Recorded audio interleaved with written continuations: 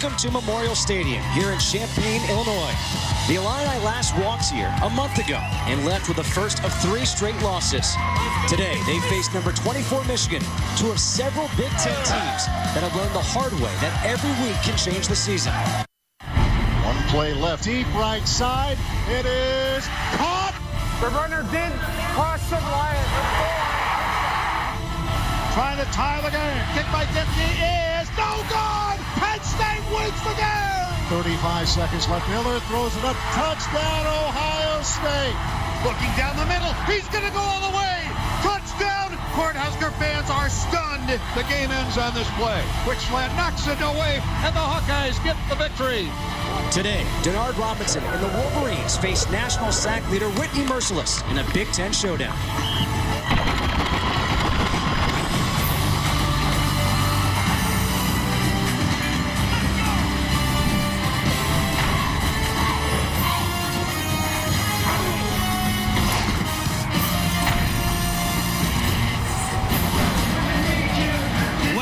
To a blustery Memorial Stadium here in Champaign, Illinois, as we get set for a Big Ten matchup between number 24 Michigan and Illinois. These two teams combined for 132 points last year, 67-65. Michigan won in triple overtime. And hello to everybody, Justin Kutcher alongside Craig James. And Craig, it has already been a wild day in Big Ten play. Who knows what we have in store for today? What we do know is this: these two teams feature two of the top dual-threat quarterbacks in all of college football. We'll start with Denard Robinson. And we do know that the defensive coordinators hope that they don't have a repeat of last year. That's for certain.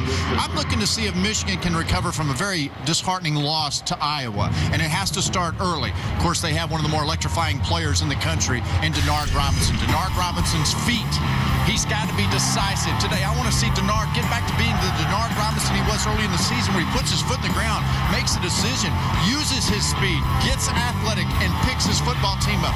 Denard Robinson's a guy capable of carrying his football team. They've got a good defense at Michigan, but it's Denard Robinson who has to electrify his ball club. Illinois began the season at 6-0. They've lost 3 in a row. Their quarterback, Nathan Schillhouse, his head coach, Ron Zook, said, you know what? He just hasn't played free and easy. He has to get back to playing free and easy. I think what's telling is the coaching staff, they stopped him in the hallway this week and said, hey, it's up to you. You've got to out-duel Denard Robinson, plain and simple. Nathan Schillhouse, another guy very capable, an explosive, electrifying player. Does it with his legs. He's also accurate with the football. This football team wants to prove that it's like the 6-0 ball club that started the season, not like the team over the last 3 weeks who's experienced a skid. We'll see if they can pick it up early in the ball game. We're just moments away from kickoff here between Michigan and Illinois.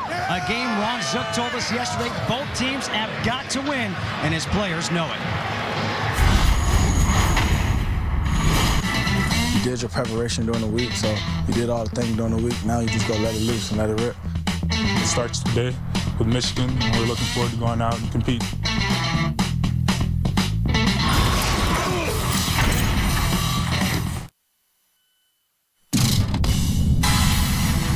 Robinson, and his pass is caught inside the 10. Runs, he breaks a tackle, and Iowa finally gets to him at the 2. Back in the end zone, caught! Now they say incomplete, out of bounds. Throws end zone, and it is incomplete. Robinson, end zone, broken up. Iowa wins. That was last week for Michigan, and there is their head coach, Brady Hoke, in his first year coming over from San Diego State, and he has done a fantastic job with this team. Yeah, I think he's really done a remarkable job of connecting with his football team and the players. That was his first mission when he came in as the new head coach here at Michigan.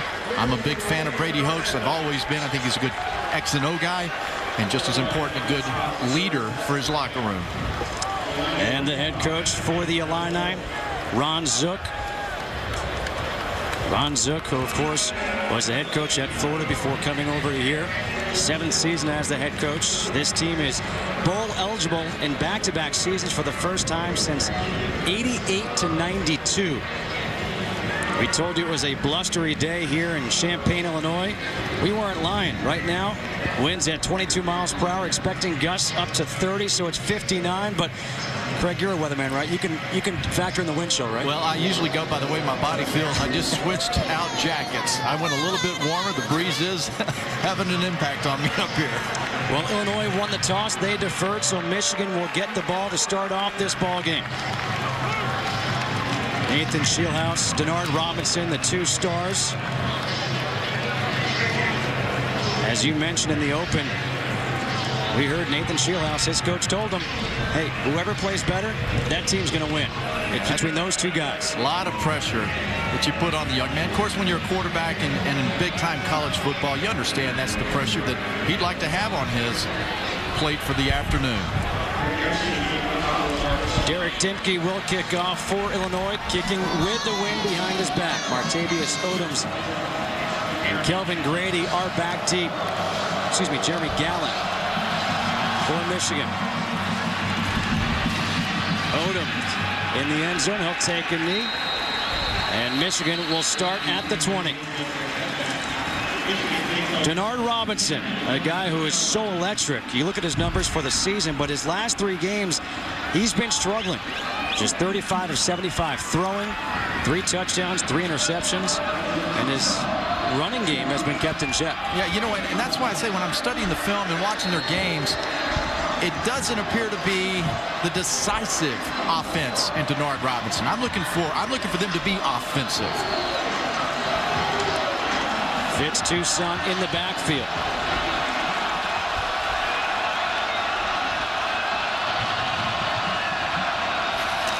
On first down, the handoff is to Toussaint up the middle, not going anywhere. Let's take a look at today's impact players, brought to you by Chick-fil-A. Yeah, we're going to go with Fitz Toussaint in the backfield. He's really picked it up. 2 weeks ago, had 170 yards on the ground. Junior Hemingway on the outside, the receiver. He's an electrifying receiver. 8 of his 25 catches have been for 20-plus. Hemingway's a good player, but he has had some dropsies as of late. And then on the other side, Whitney Merciless. Man, you talk about a guy that can get to the quarterback, leads the country in sacks with 11.5. Second down and 10.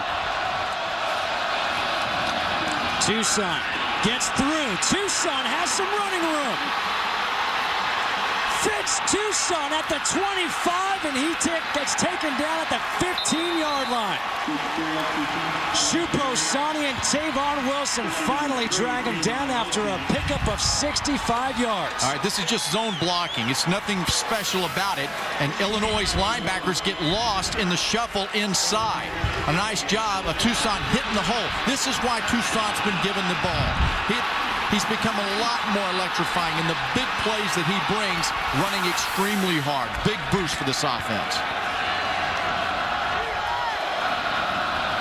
First and 10 from the 15. It's Toussaint again. Why not? Cuts it back. Toussaint down at the 8. Now, this defense at Illinois is good. Number 2 statistically in the Big Ten. It's a defense that has really played extremely well over the last several weeks. They just haven't had any offenses. They've allowed just 48 points in those 3 losses. So if they'd have had any offensive production, it'd be a different story for Illinois. There's a defensive coordinator for this Illinois team. Vic Conant. Now in is Vincent Smith in the backfield. It's Denard Robinson on his first run. Robinson to the end zone. Touchdown. 9-yard touchdown run for Robinson.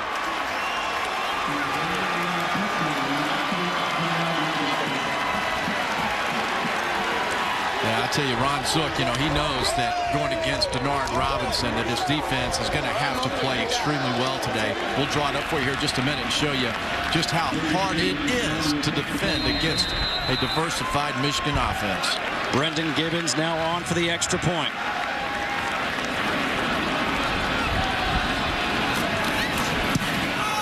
A good start to this one for the Wolverines. 4 plays, 80 yards, the big 65-yard run by Fitz Toussaint.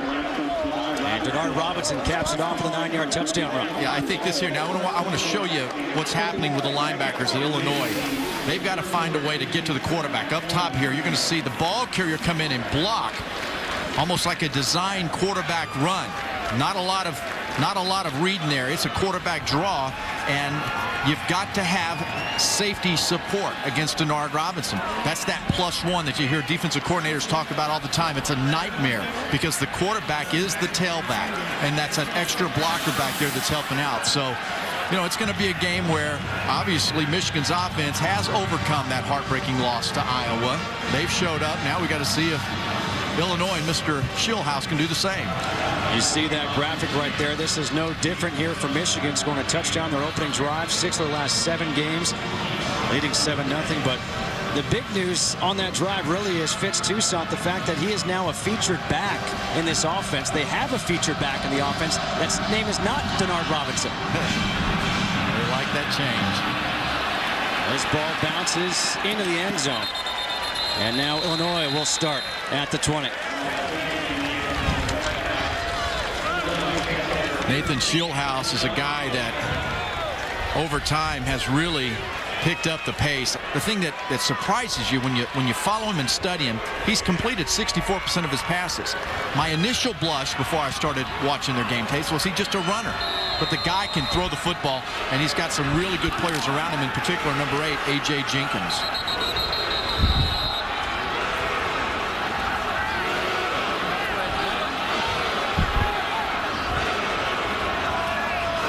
Just moving the ball over to the other hash mark.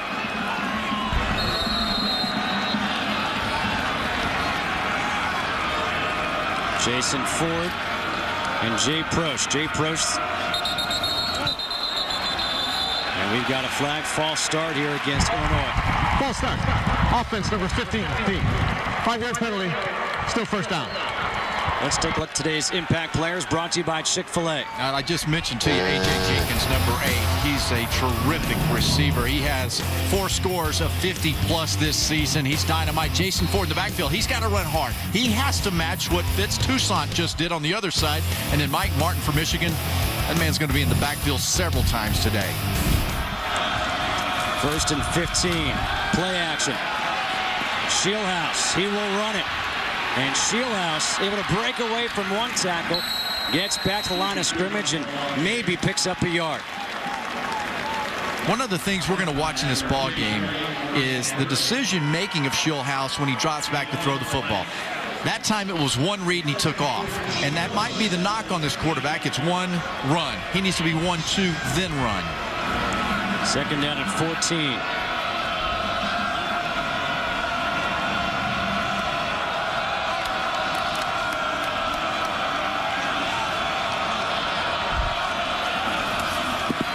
Schillhouse, the quick pass, incomplete, looking for A.J. Jenkins. J.T. Floyd on the coverage. Able to knock that one away. And you know what? As a receiver going against this Michigan defense, if you do get your quarterback looking to the second options, that means everyone's got to work to come back and get to the ball. A.J. Jenkins, 50% of the passes completed by Schillhouse are going to number 8.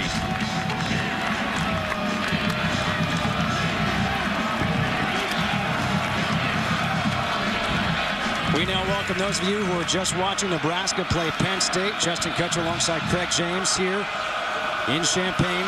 Michigan leads 7-0. Schillhouse forced out of the pocket, in some trouble, tries to get rid of it, just throws it away. A quick 3-and-out forced here by Michigan on defense. Mike Martin applying the pressure. Mike Martin's been doing this his entire career. And I said that Schillhouse needs to go to his second and third options. When Mike Martin's in your face, it's going to be hard to do. It's a good start by this Michigan defense.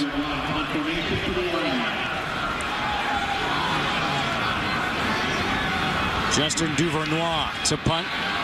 Jeremy Gallant back deep for Michigan. Gallant takes it at the 36. Up to the 47-yard line. A 48-yard punt, 11-yard return. Michigan off to a good start here in the first quarter. A touchdown on their first drive, a 3-and-out, their first stop defensively.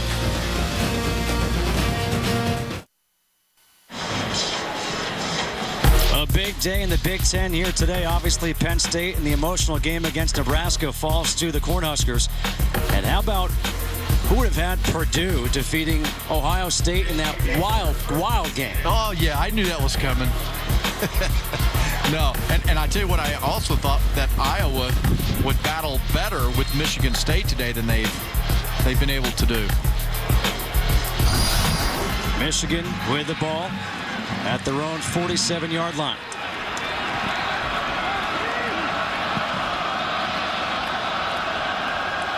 On first down, the handoff to Tucson again, and Tucson takes it up to the 46, a 7-yard pickup as Steve Hull, number 5, makes the tackle for Illinois. Critical time in this game already for Illinois. You can feel right now Michigan's offense has hit the opponent in the mouth, and they're on their heels a little bit, and they're watching and observing. They're not coming forward. Illinois secondary's got to come up and make a statement. They've got to have better run support from their safeties. Second down and 3. Robinson keeps it. Gets forward to the 45-yard line. Tavon Wilson with the tackle. So important that the backside pursuit from Illinois' defense today do exactly what they did. Collapse to the hole. You can't allow Denard Robinson to get going because you don't have anyone in that secondary capable of catching the guy. 3rd and 2 coming up. We welcome those of you who just joined us from the West Virginia-Cincinnati ball game. 7-0 Michigan leading Illinois, facing a 3rd and 2 on their second drive of the game. And Illinois really good on 3rd down, allowing only 31% converted.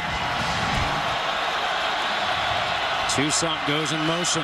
Denard Robinson, quarterback draw up the middle. Robinson being dragged forward by his lineman. He's going to come up short. Akeem Spence and Whitney Merciless combine for the tackle. I think this is an outstanding job of Merciless and his guys getting to Denard Robinson in a hurry. Watch how fast 85 comes off the ball. This is speed. I mean, Merciless, that's why he leads the country in sacks. And then the other, his teammates getting to him to help him out on the tackle and hopefully force a punt for them. Will Hogrup to punt. Ryan Langford back deep, still in his own 10 for Illinois.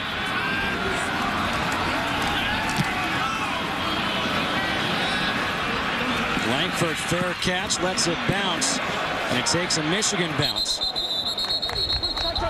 That'll be marked out at the 14-yard line of Illinois. Illinois was 3 and out on their first drive, trying to improve on the second, trailing 7-0 here in the first.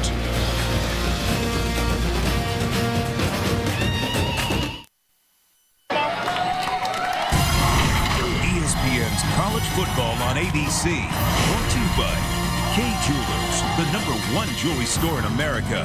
Every kiss begins with K. And Chevrolet, and their award-winning cars, trucks, and crossovers. A big volleyball match last night here in Champaign between number 7 Illinois and number 9 Penn State. They entered tied for second with Purdue in the Big Ten. Illinois swept Penn State, the 4-time defending national champions, 3-0. So a huge victory for the Illini women's volleyball team.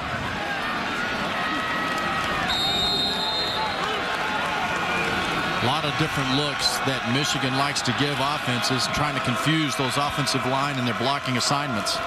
On first down, Shieldhouse keeps it. Shieldhouse up to the 17. Justin Kutcher alongside Craig James. And Craig, this Illinois team, they've struggled the last 3 weeks offensively. So what do they have to do here in this game against Michigan? A.J. Jenkins averages 114 yards a game. They've got to get the ball to number 8 on the outside, which means they're going to have to protect up front. Michigan's very aggressive. We've already seen Mike Martin and these guys, how they are going to push the pocket and force the quarterback out. Second down and 3. Shieldhouse, the pass complete to Jenkins. Jenkins trying to make the move to the outside, and he gets tackled, forced out of bounds by Jake Ryan. Watch the cushion on the outside. This is pitch and catch and yards after catch. Look at that. That's 10, 12-yard cushion. That's money.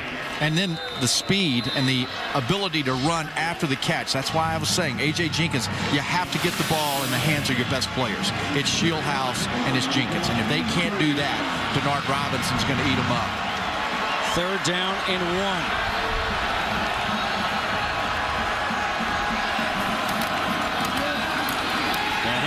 to Ford. The defense for Michigan steps up and forces them backwards.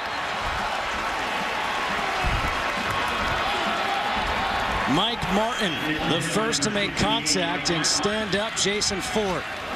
And you know, this Michigan defense has improved so much this season. Watch the movement. Watch how the movement and then the penetration that comes in. They're up aggressive, and there's nowhere for the ball carrier to go. Michigan's defense this year, Greg Madison, their defensive coordinator, has taught them how to get lined up properly first and foremost, and then to play aggressive. Duvernay, it's a punt. Gallen lets it bounce. And Gallen has to cover up after deflecting it. Special teams tackle by Tavon Wilson. A 59-yard punt, -2 on the return. Greg Madison, that defensive coordinator, he has his unit playing extremely well. They're only giving up 16 points a game. I love the way he coaches. He coaches with aggressive play calling. And the players on this football team have responded well.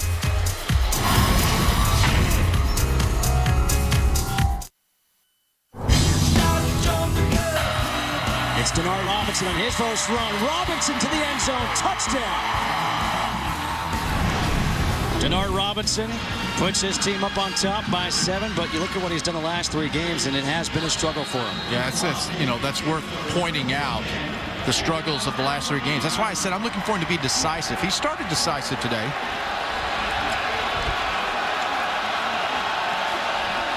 Fitz Toussaint in the backfield on 1st and 10. Robinson, play action. The quick pass. Complete to Gallen.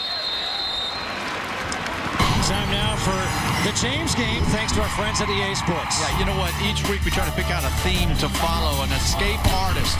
If and when the Illini are able to get to Denard Robinson, they've got to make the play. The ability, though, for Robinson to extend with his legs to run and or to throw the ball, critical. Got to watch that to see if the Illini can somehow keep him hemmed inside. After the 8-yard completion, 2nd down and 2 here for Michigan.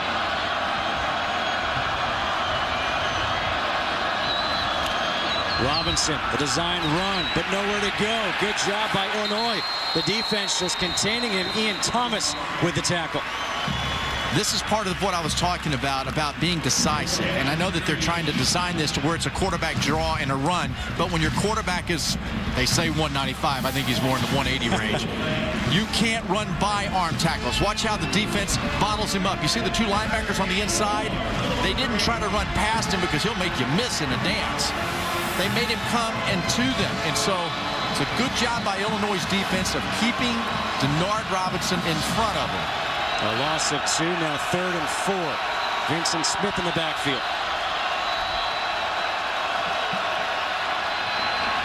Good pass protection. Finds a man wide open. Junior Hemingway. And Hemingway has the first down. Up the 31-yard line. A pickup of 8. Akeem Spence brings him down. Yeah, I like how they are able to free up Junior Hemingway. This is a creative formation that they set up with. He's out here on the right side. You see there? And he gets bunched in, and he's slow, delay. Make sure you come underneath. Let the linebackers drop out of there. That's a high percentage throw for a guy like Denard Robinson. 1st and 10. Toussaint back in the game. Low snap. The handoff is to Toussaint. Toussaint cuts it back.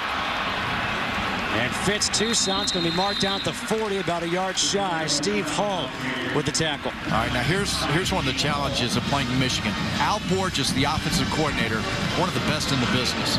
And he makes the defense defend sideline to sideline. You see all of this faking and the counters and the movements of bodies and everything. And that defense, once they get flat-footed and start using their eyes, they're not chasing like they should be.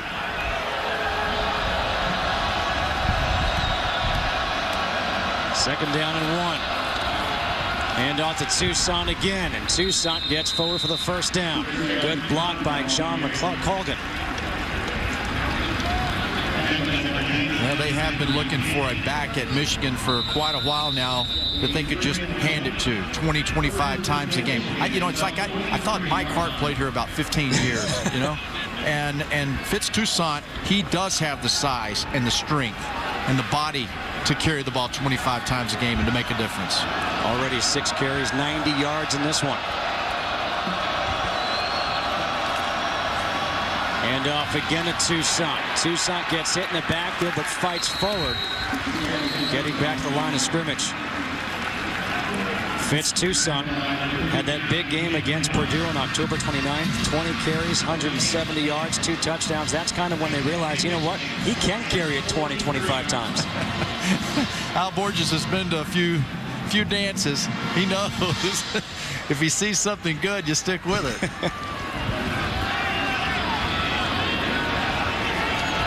Second down and 10 here for the Wolverines. 4 wide receivers in. It's the handoff. Huge hole for Toussaint. The first down and much more.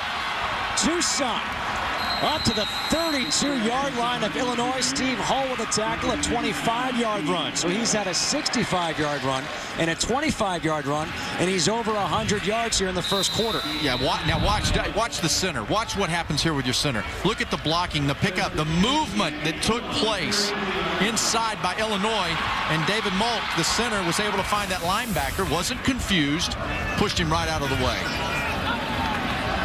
This Michigan team has had struggles running the ball on the road, not having struggles here running the ball today.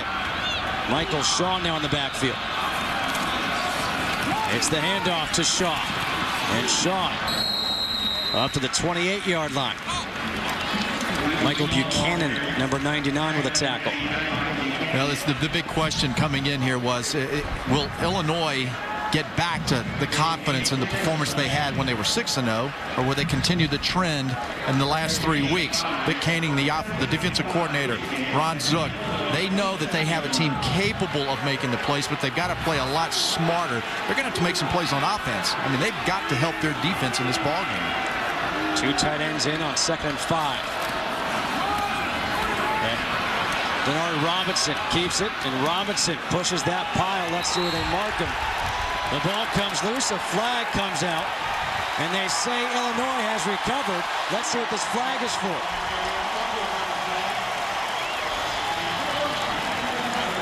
There's no foul on the play. Ball recovered by Illinois. 1st and 10. Well, Denard Robinson, I just told you, he's not a big guy. When he gets to dancing in the secondary, Denard Robinson has to know when the journey is over, and he has to get to the ground. This football is hit. Let's see if it comes out there. Yeah, that's clearly a fumble, and a nice job of getting out and making a play. This defense had to pick up their offense. First turnover of the game.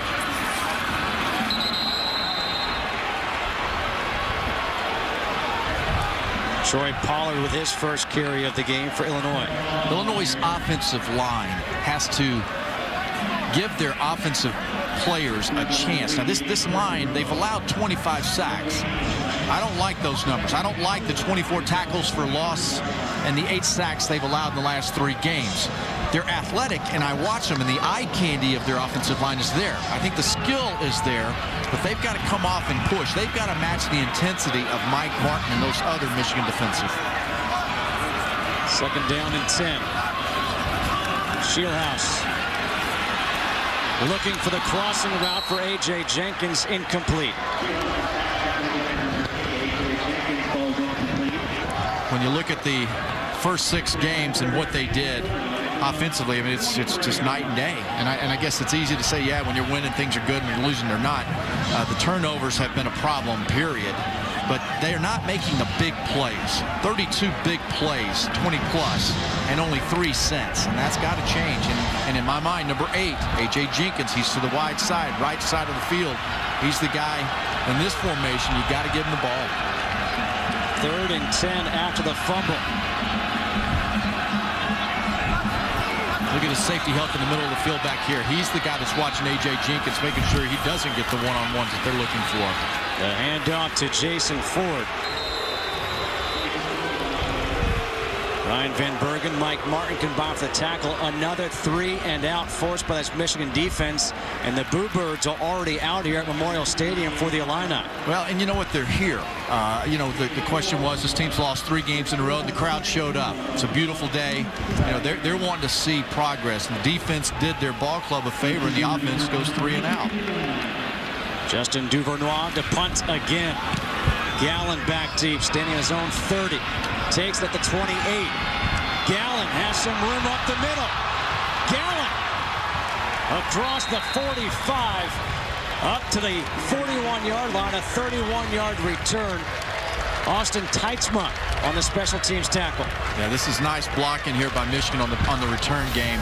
But it looked like Illinois, as they came down, kind of bunched up on the right side and did not slow their progress down so that they could have an angle to even hit the punt return. Michigan football team's got speed. They're showing it this afternoon. Great field position here from the 41 of Illinois. The handoff to Toussaint. And Toussaint up to the 36-yard line. Tavon Wilson with the tackle. At this point in the afternoon, Illinois' second-ranked Big Ten defense is going to have to carry their ball club until they can figure out how to get the ball in the hands of A.J. Jenkins or for Schillhouse to break loose with his feet. A 6-yard run on first down by Toussaint sets up second down and 4.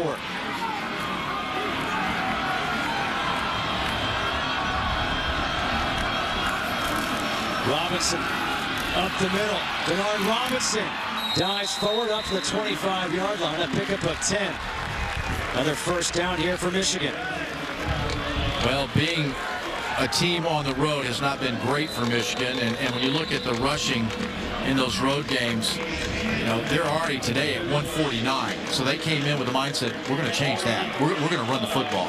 And there's 50 seconds to go in the first quarter. In other words, that's a good trend. Yeah.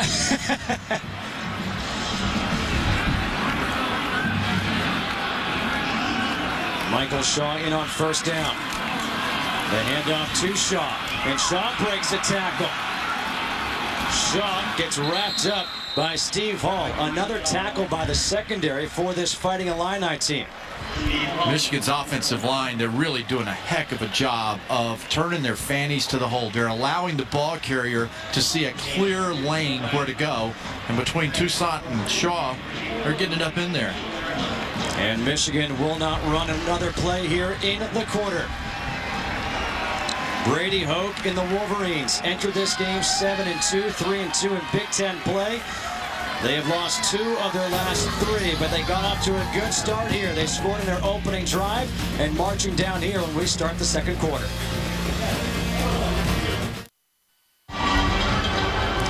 Welcome back to Memorial Stadium. 7-0. Michigan leads Illinois as we get set to start the second quarter. And the ESPN networks bring you another evening of games with highly ranked teams. Tennessee at number 8 Arkansas, 6 p.m. Eastern time on ESPN2. Western Kentucky takes on number 1 LSU, 7 o'clock on ESPNU. Number 3 Alabama against Mississippi State. And of course the big one is number 7 Oregon at number 4 Stanford, 8 p.m. Eastern time tonight on ABC.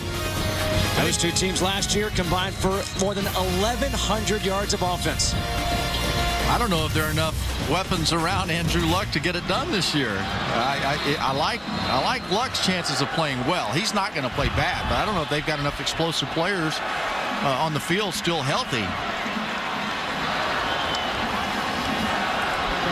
Second down and 3 coming up here for Michigan. Ball on the 18-yard line of Illinois. Toussaint in the backfield with his fullback, Hopkins.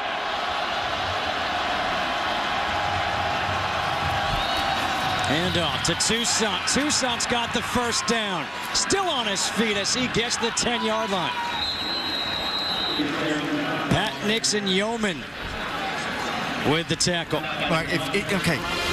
Denard Robinson's not going to beat you with his arms. These two safeties have got to come up and play the box tight and hard. This is a running football team. They can't play back that far. They've got to come up and support. This is a team that has to play. I'd play 10 guys around the line of scrimmage and dare Denard Robinson to beat me. Michigan has only attempted 2 passes so far in this game. First and goal.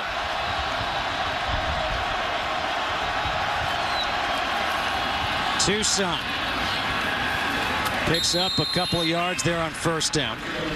Justin Staples with the tackle. Well, and we're being told now that Steve Hull and Sonny, the two safeties, have both gone to the locker room. So there's a little bit of hesitancy maybe with lack of experience out there in that secondary. At the end of the day, it's up to Vic Koenning now, the defensive coordinator. You got to put your guys in position to hover around that line of scrimmage to stop the running game, first and foremost. Steve Hull has been the one bright spot so far in this defense for Illinois. 7 tackles, 1 forced fumble. Second and goal from the 8.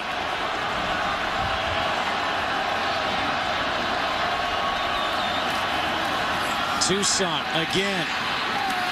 And Toussaint still going. And finally, Toussaint goes down at the 3-yard line. Nice job by Kevin Koger. The tight end was set in a little wing slot there. Came around to start the rugby match. We don't have much rugby in Texas, but that was rugby. They couldn't stop Toussaint. 3rd and goal now. Well, this has not been a good situation for Michigan. Their memory has to be erased from last week's Iowa ball game. They had 3 opportunities, couldn't get it done. It's Robinson again, easily into the end zone. His 2nd touchdown run of the game. David Molt again opens up that lane for Robinson. And I was talking about earlier how this Michigan offensive line is just using their fannies to seal and to create the running lanes. I mean, Denard Robinson, he gives them the best chance to convert on 3rd down, 4th down in this red zone area down here. I like that a lot more than I do him trying to throw it. Brendan Gibbons on for the extra point. And it's 14-0 Michigan leading Illinois. But you know what? This Illinois football team has the potential to bring them back. I mean, Nathan Schillhouse is a talented player. He just got to get the ball to A.J. Jenkins. 14-0 here in the 2nd quarter. Let's go back to the studio and check in with Robert Flores. All right, Justin, for the first time since December 1965, Penn State playing a football game without Joe Paterno as their head coach. They fell to Nebraska 17-14. Here is the game's final play. Afterwards, interim coach Tom Bradley on a tough week. Well, it was unprecedented probably ever in the history of college sports what went on here. And we are, really, we grieve for the victims. We feel sad for the families, the children. I think they saw the student body today, the support that they had for the children and the victims that were all here today. And a lot of the things that went on today was all about them. Justin, Craig, back to you. Thanks so much, Robert. Back here in Champaign, Illinois. It's 14-0. Michigan leading. Back deep. It'll be Troy Pollard in the end zone, and he will take a knee.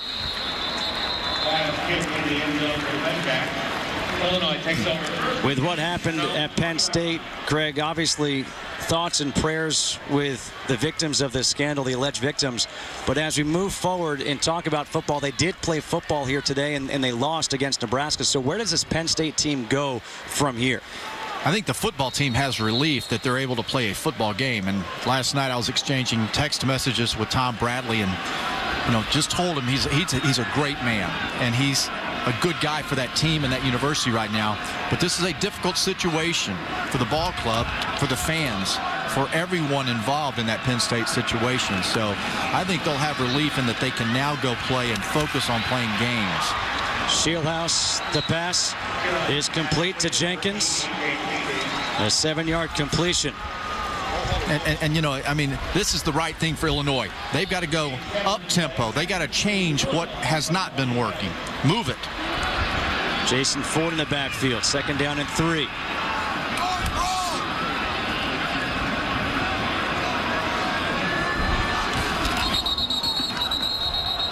And we've got a flag flying in. False start against Illinois. False start.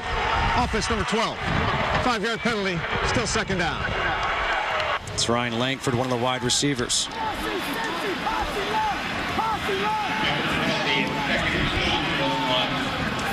They finally get some positive yardage, then it's backed up 5 yards. Yeah, you get a good 1st down play, and that's why you're on a 3-game skid. Troy Pollard now in the backfield.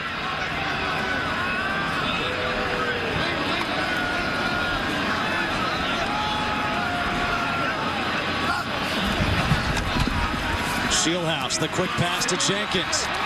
And Jenkins gets the first down up to the 35-yard line. J.T. Floyd, a 14-yard completion to A.J. Jenkins. Yeah, and you know, Jenkins, watch how he drives off and keeps his shoulder pads over his feet, drove off the corner who had already given him a probably 10-yard cushion. I think that's smart. 14-0. The last thing you want to do is get beat deep. That's the first down of the game for Illinois. 56% of their receiving yards this season by one player. Jason Ford in motion. Shieldhouse, the pump fake.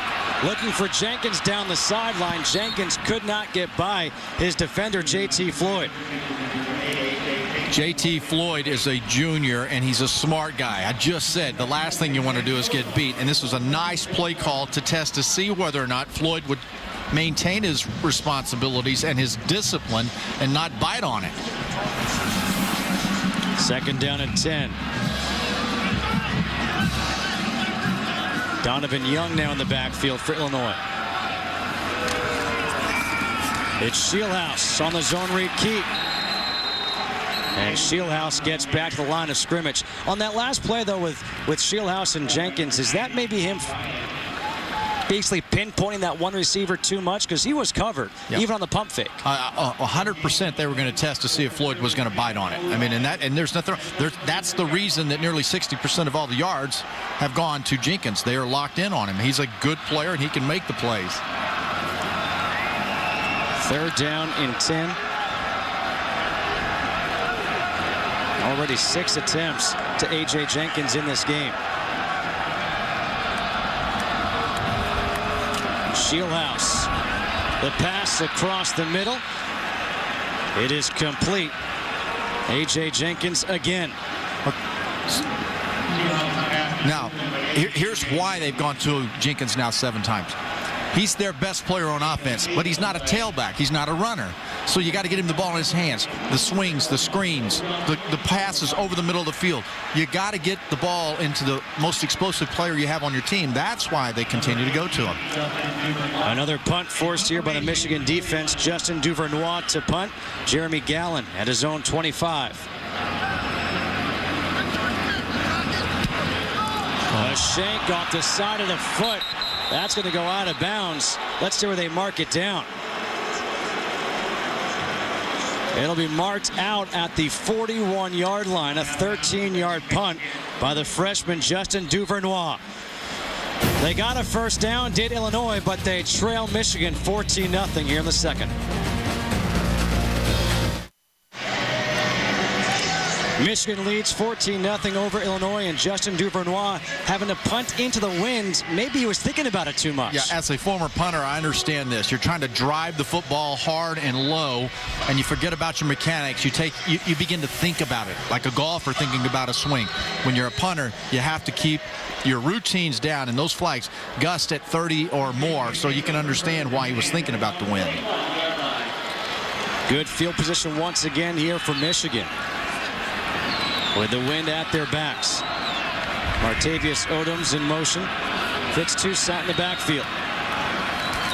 First down. The handoff is to Toussaint. And Toussaint gets back to the line of scrimmage.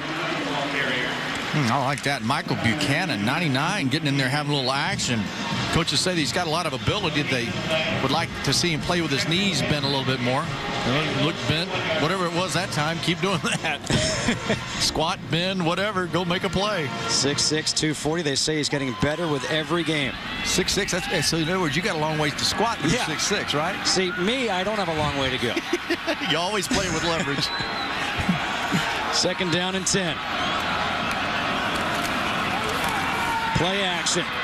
The pass is complete to Kevin Koger, the tight end, for 2 yards. I like Vic Koenning there, coming with pressure off the corner there, off the side. So this defense, a good defense. Remind you again, statistically, number 2 in the Big Ten. And they're being challenged to max today. But 3rd and long for Michigan is not a good number. Even though they complete 50% or convert 50%, 3rd and 8's a different number. Robinson looking to pass. And it's hauled in. Junior Hemingway goes up to grab it, brings it down.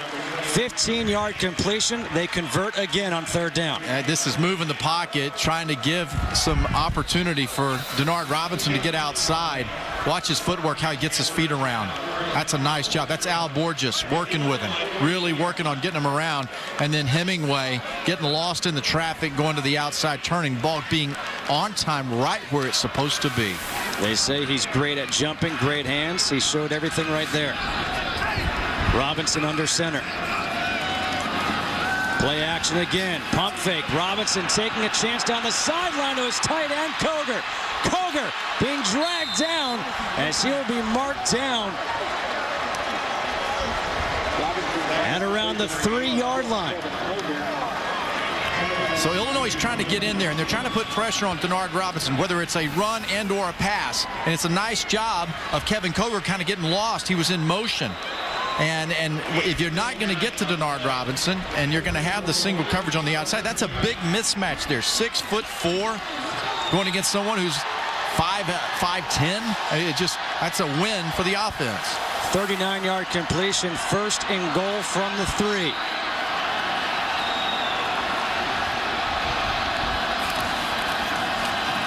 Toussaint gets hit right away in the backfield by number 45, Jonathan Brown. Again, 1st and goal from the 3-yard line. This is that area they did score the last time, and they scored with Denard Robinson running the football.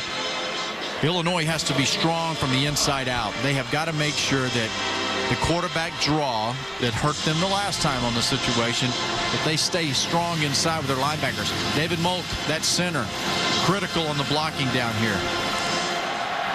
2nd and goal from the 5, a loss of 2 on that last play. Robinson has both touchdowns in the game. Handoff to Toussaint. Toussaint's going to lose more yards. Jonathan Brown again, the leading tackler on this Illinois defense. 17 tackles against Ohio State. He knows how to find the football, and they're playing on their toes right now. That's a great way. That's what you have to do. You have to assume the run's coming, and if Denard Robinson can beat you with his arm, then that's, you know what, tip your hat to him. They had 1st and goal from the 3. Now it's 3rd and goal from the 8. Junior Hemingway on the slot to the left side.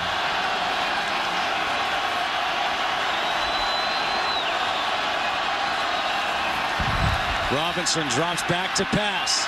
He has a lane to run if he wants. Robinson dives towards the pylon.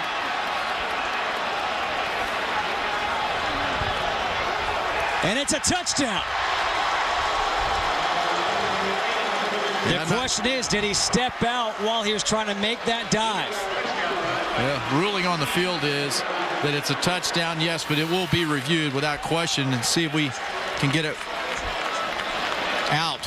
He's out there before the ball crosses.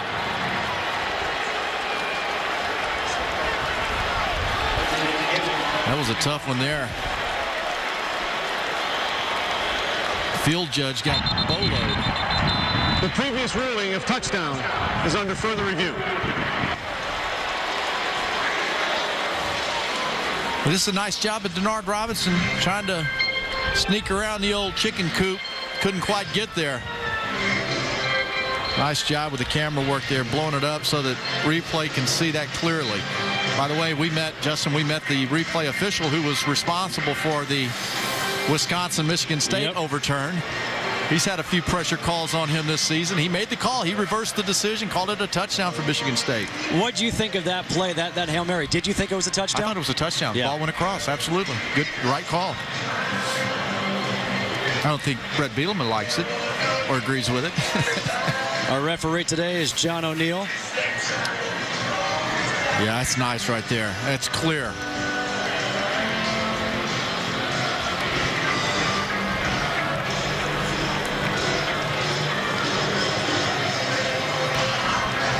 we're told now they're in the replay booth. They're working on the location of the ball, where the spot will be. And I think that's, where was the ball when the foot went out of bounds?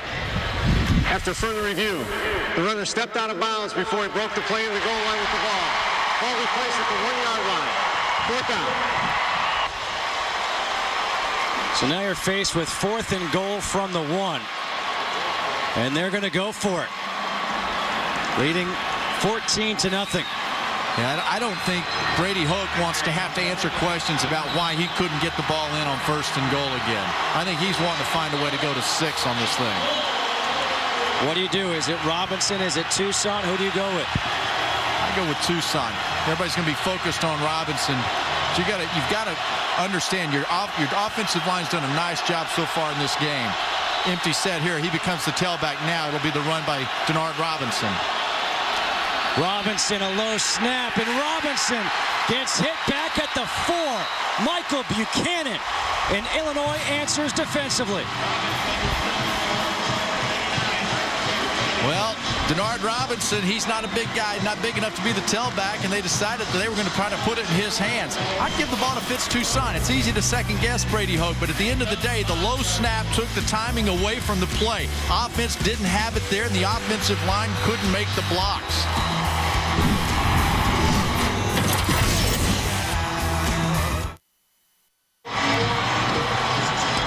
14-0, Michigan takes over. Illinois called the timeout. Ron Zook challenged whether the ruling on the play was a fumble. And Craig, the replay officials took about 3 seconds and said, yes, it was. Yeah, I agree with the timeout, as I mentioned before the break, because you get a chance to have your defense gain their composure on the sudden change. I don't challenge the call.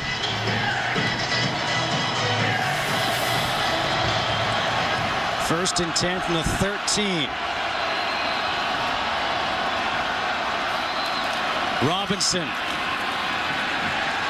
Robinson gets back to the line of scrimmage. This is a game that has really put pressure on Illinois' defense, because Michigan has 3 possessions that started inside Illinois' 44-yard line.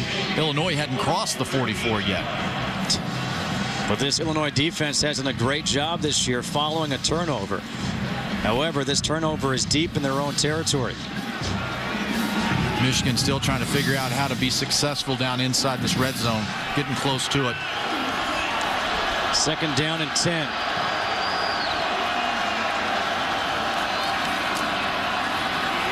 It's Michael Shaw.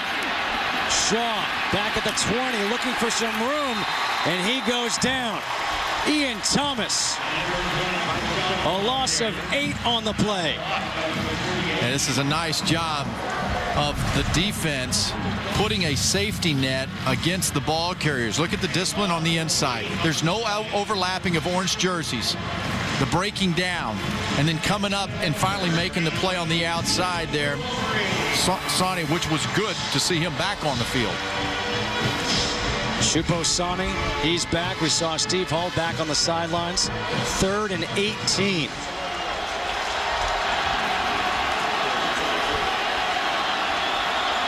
Play clock down to 3. Robinson hit as he releases, and it's intercepted. Tavon Wilson.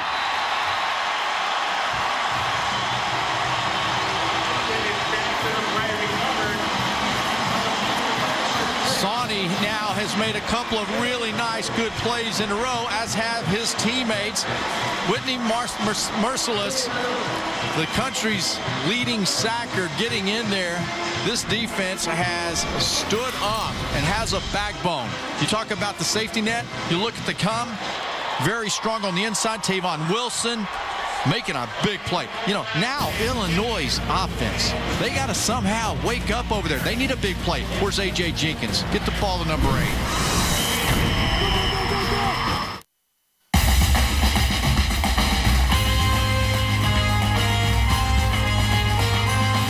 Enduring tradition.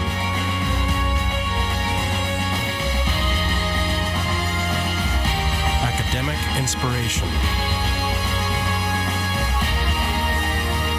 Global engagement.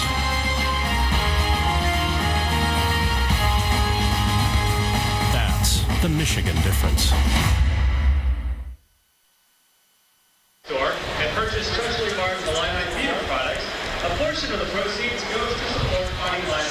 14-0, Michigan leading Illinois. But Illinois, after they committed a turnover, the defense comes up huge, and they get a turnover. Well, it's the Illini offensive woes that have been the story of this game. And when you talk about first downs, they have one. They haven't crossed midfield. 4 drives, 42 yards, 6 rushes, 7 yards, 1.2 average. I mean, that's kind of a storyline for you. And now for today's AFLAC trivia question. Here it is. How many Big Ten stadiums were named to honor those who served our country? Do you have any guess at what you think it is? Well, they were built back in an era where that was the appropriate thing to do. Not that it isn't now, but now stadiums aren't being built. Or they have naming rights and they sell those naming rights? Yeah. No. 50%? Going to the middle.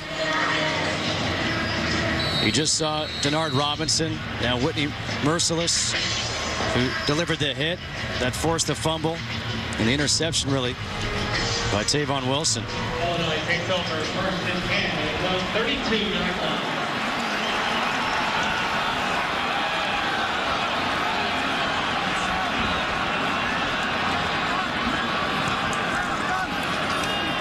Shieldhouse. Guess who he's looking for? A.J. Jenkins. There on the coverage was Blake Countess, a true freshman. Let's take a look at our Pacific Life game summary. And you know, when you look at the drives, the 5, 20, 23-yard, 14, 20-yard line, and not able to really get anything going consistently, it's they're fortunate that they're only down 14-0. Second down and 10. Shieldhouse has attempted 9 passes, 8 of them to A.J. Jenkins. Here's attempt number 10. And guess who isn't intended for? A.J. Jenkins. I think the umpire got in his way, Justin. And Jenkins was coming and was blinded by the umpire as he crossed and kind of just took him out off course. But that's a big play. Great execution, freeing up Jenkins. No one was on him. Just couldn't make the connection. Bad luck. 3rd and 10 coming up. Ball on their own 32-yard line. Hoping to not have another 3 and out.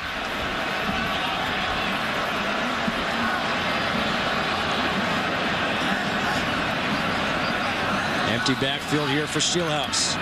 Pressured, forced out of the pocket, and he goes down. Kenny Demmons with the sack.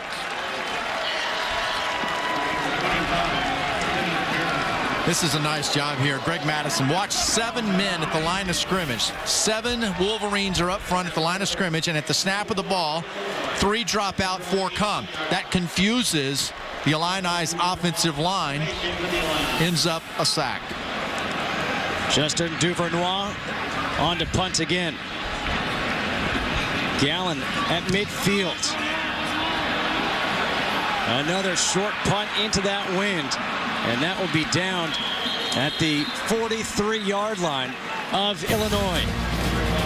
Brady Hoke and the Wolverines leading 14-0 over Illinois here with 3:01 to go in the second quarter.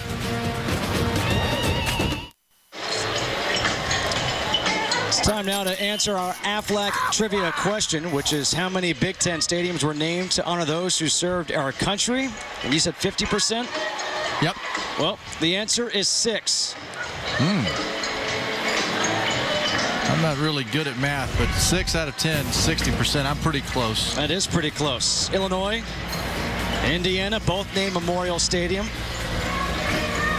Lincoln and Nebraska, also Memorial Stadium. How about Penn State, Beaver Stadium, Kinnick Stadium at Iowa, and Camp Randall in Madison, Wisconsin. I love doing Big Ten football games because of the history. When you walk into any of those stadiums, you know that there have been some great athletes and great games for a long time played in them.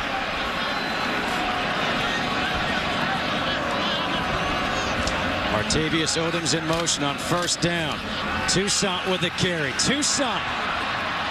He gets up to the 36-yard line. Again, with the stop for Illinois. A 7-yard run for Tucson. Yeah, Tucson, he just, this is a guy that says, look, give me the football. We've had a lot of negative plays now. Denard, you've had your time. Hand it off. Look at those numbers already for Tucson in this game. He's had 2 big runs, 65 and 25 yards.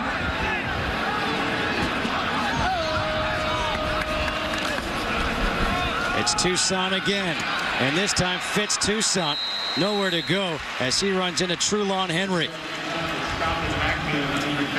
Yeah, I get the feeling now that, for Michigan, they just don't want to make a mistake. And they want to, continue at the pace they have. Their defense is throwing a shutout. And before the half, just kind of stay the course. A loss of 2 in that last play. They've been going in the wrong direction for the last several plays, with the exception of that one run by Tucson. 3rd and 5 now. Robinson drops back, completes the pass to Odoms. Odoms down the sideline. He gets across the 20 up to the 19, a 19-yard completion on 3rd and 5. Again, Al Borges confusing Illinois' defense with the bunch set. This is all about pre-snap, getting a chance for one of your 3 to get open. The high percentage throw coming on the inside. That's Odoms, man. That's Al Borges putting them out there, giving them a chance, creating the matchup. Denard Robinson 6 for 6 in the game. On 1st down, Tucson. Again, he gets hit in the backfield, and Tucson's going to lose 3 on the play. Jonathan Brown, another tackle for a loss.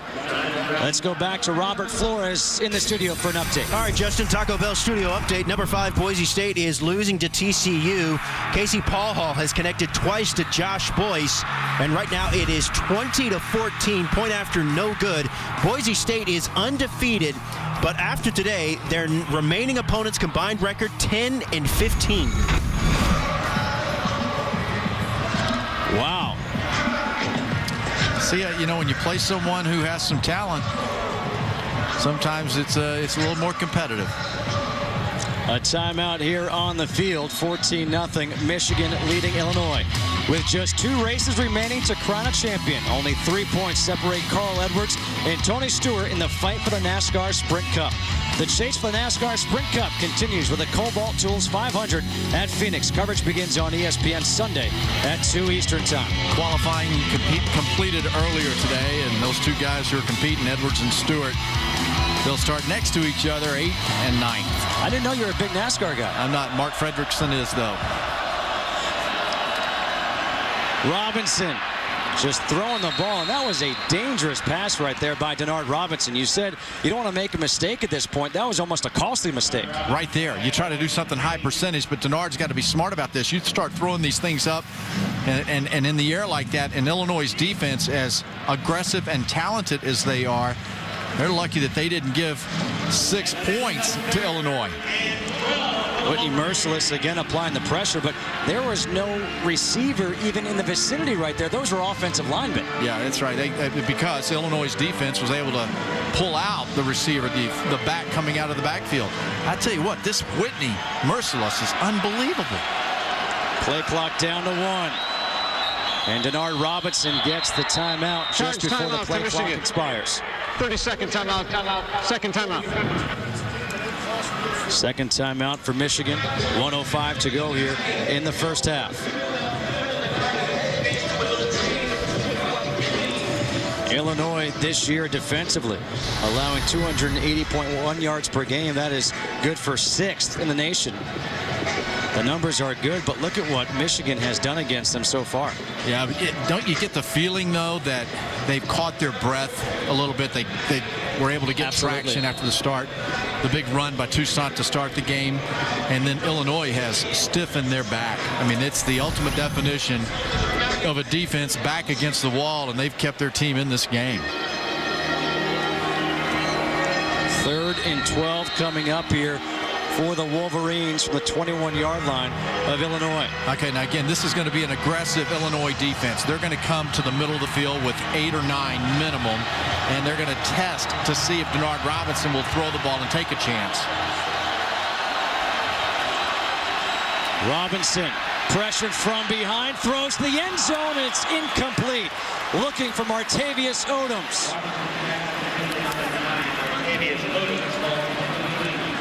A lot of pressure that came backside and pushed Robinson out of the pocket. And that's an example in a case right there where the defensive coordinator and defense is saying, look, we're going to make you move and have to throw on the run under pressure, and we don't think you can get it done. Great effort.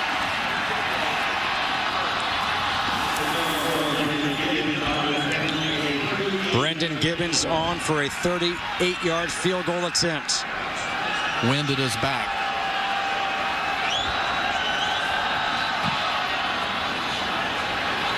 And that is no good. Could not draw it in. Another defensive stand by the Illini.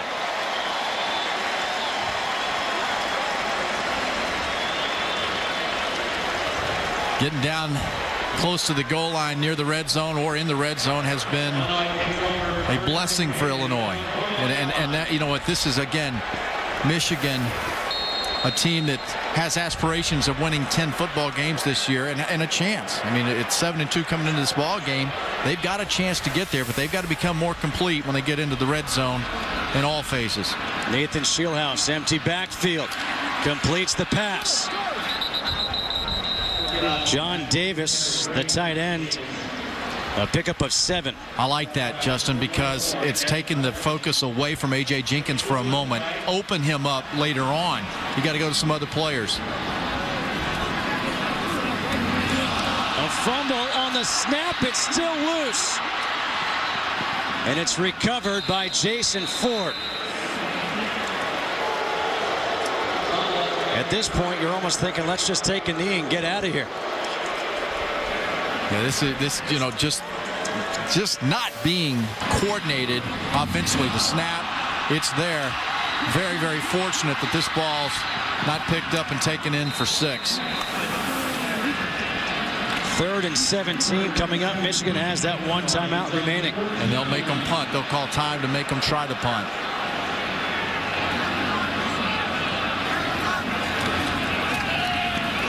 It's Ford on the cutback. And the ball comes loose, picked up into the end zone. Touchdown. Courtney Avery. Yeah, the ground can't cause a fumble. I think that they're going to go back and look at this. The ruling on the field was the ball came out before the runner was down, recovered by Michigan for a touchdown. Jason Ford was on the ground looking around saying, what's going on? Yeah, from up here, it looked like he was down. The ball is still in possession. The ground cannot cause a fumble. That ball's going to be put back at that spot.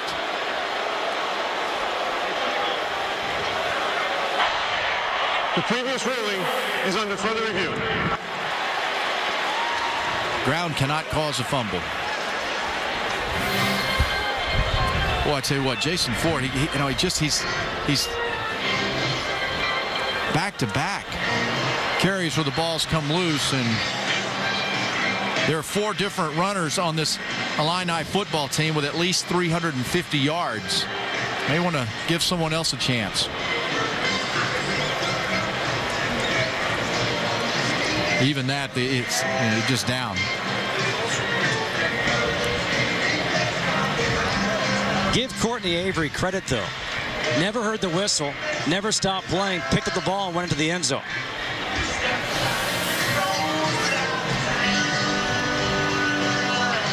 But regardless, Brady Hoke was calling timeout. He was already running down the field to call time to force Illinois to at least attempt a punt. And remember, if this is overturned, you have 14 seconds left, and Justin Duvernois will have to punt into this wind again. Yeah, I think based on what we're seeing here, it should be on the 15-yard lines. Add a few seconds to the clock.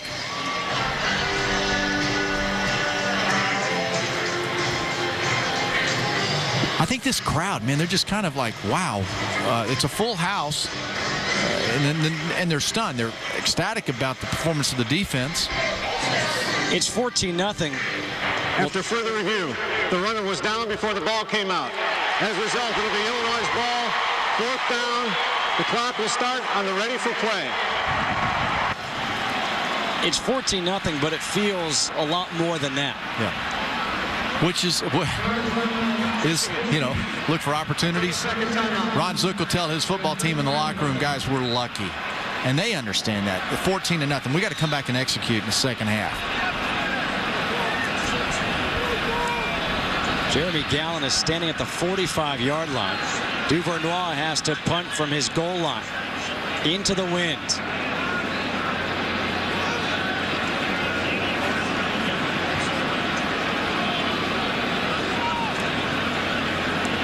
Is Brady Hoke asking here for some more time on the clock? Yeah, I don't know that they made any adjustment to the time on the clock.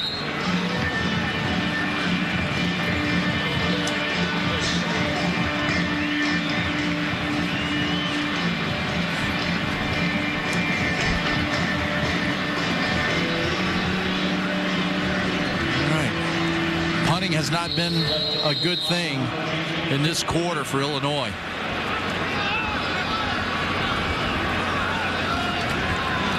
Pressure coming. Duvernois gets it off.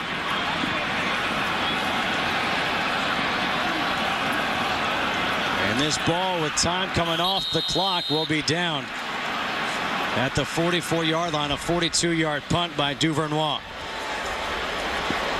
Yeah, I think for Michigan, they'll go in and they've played a good ball game defensively. Their offense started strong, really has sputtered. They'll have to figure out how they can complete some passes, because Illinois is now playing very aggressive at the point of attack, and they're gonna dare Denard Robinson to beat them through the air. Last play of the half.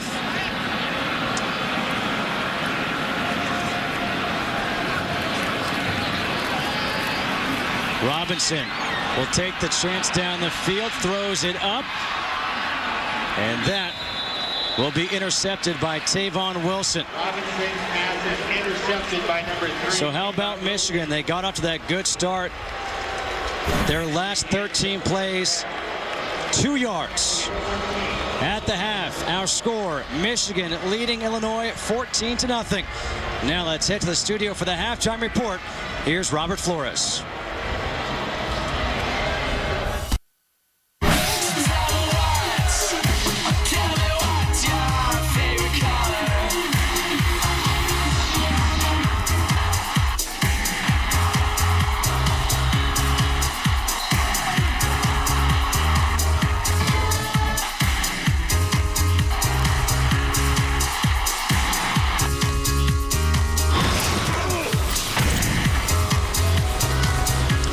Welcome back to Memorial Stadium here in Champaign, Illinois. As we get set to start the third quarter, Michigan leads 14-0 over the Illini. Justin Kutcher alongside Craig James. And Craig, you look at that score and it's 14-0. It could be a lot more if you're Michigan. They've kind of kicked themselves in the foot. Yeah, I think Brady Hoke probably told his offense in the locker room, guys, we're a top 25 football team. We've got athletes and talent. We've got a good offensive line. When we get to the red zone, we need to put this opponent away. They're trying to march towards being a 10-win football team, and they're not going to get there if they don't get better in the red zone, and they know that. The 14-0 deficit for Illinois. This is a team that has lost 3 in a row, began the season 6-0. So on the flip side, they're going to the locker room and thinking, you know what, we're still in this ball game. Yeah, absolutely. And they get the ball to start the second half. Brendan Gibbons kicking off into the wind. In the end zone, Troy Pollard will take a knee. When you talk about that 14-0 score, Justin, some key plays in this ball game, Michigan's miscues. Illinois' defense has really had to step up, and then down in the red zone, it's just been a series of bad snaps and plays, and Illinois' defense causing a lot of those problems for Michigan. But when Michigan's given that many opportunities down there, they got to come away with points. Illinois offensively has not been able to do anything against this Michigan defense. Jason Ford in the backfield with Nathan Shieldhouse. Shieldhouse on the run. Completes the pass to A.J. Jenkins. A first down. Let's take a look at our Pacific Life game summary. Yeah, I think it's pretty clear here. This has been about Illinois and what they have not done offensively in the first half. Their total yards in the first half, 42. And that's not a good number. Considering that Tucson had 65 on one play for Michigan. On first down, the handoff to Troy Pollard. And on back-to-back plays, the Illini pick up first downs.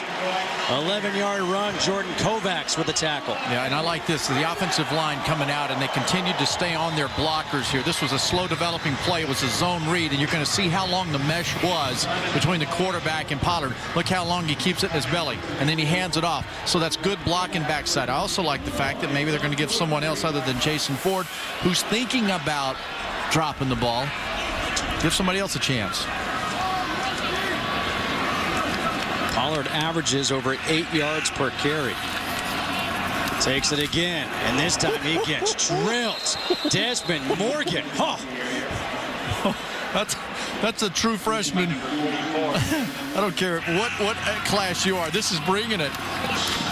That's taking on a blocker and then smashing the ball carrier. Man, that will be one of those that in the meeting rooms, when they're reviewing the film tomorrow as a team, they'll come out of their seats high-fiving on that. Greg Madison said he's played very well the last couple of weeks. Big hit right there, 2nd down and 8. Shieldhouse, the option, the toss to Pollard. And Pollard has nowhere to go. Jordan Kovacs drops him for a loss of 4. This is multiple execution by this Michigan defense. I mean, a great job of Jake Ryan taking the quarterback out of the play, and then the secondary filling that alley that they call for the pitchbacks. Jordan Kovacs doing his job. Inside out, nowhere to go. Mike Martin's back there to make sure he can't get back to the middle of the field. It's a good defense now. Greg Madison's got him playing well. 3rd and long, Jason Ford back in at tailback.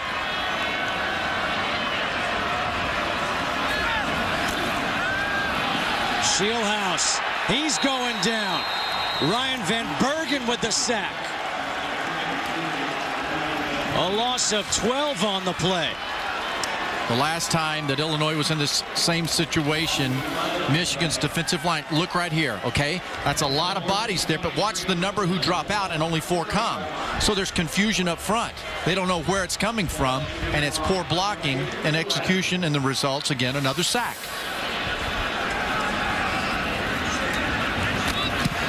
Gallen back deep. Good punt this time by Duvernois.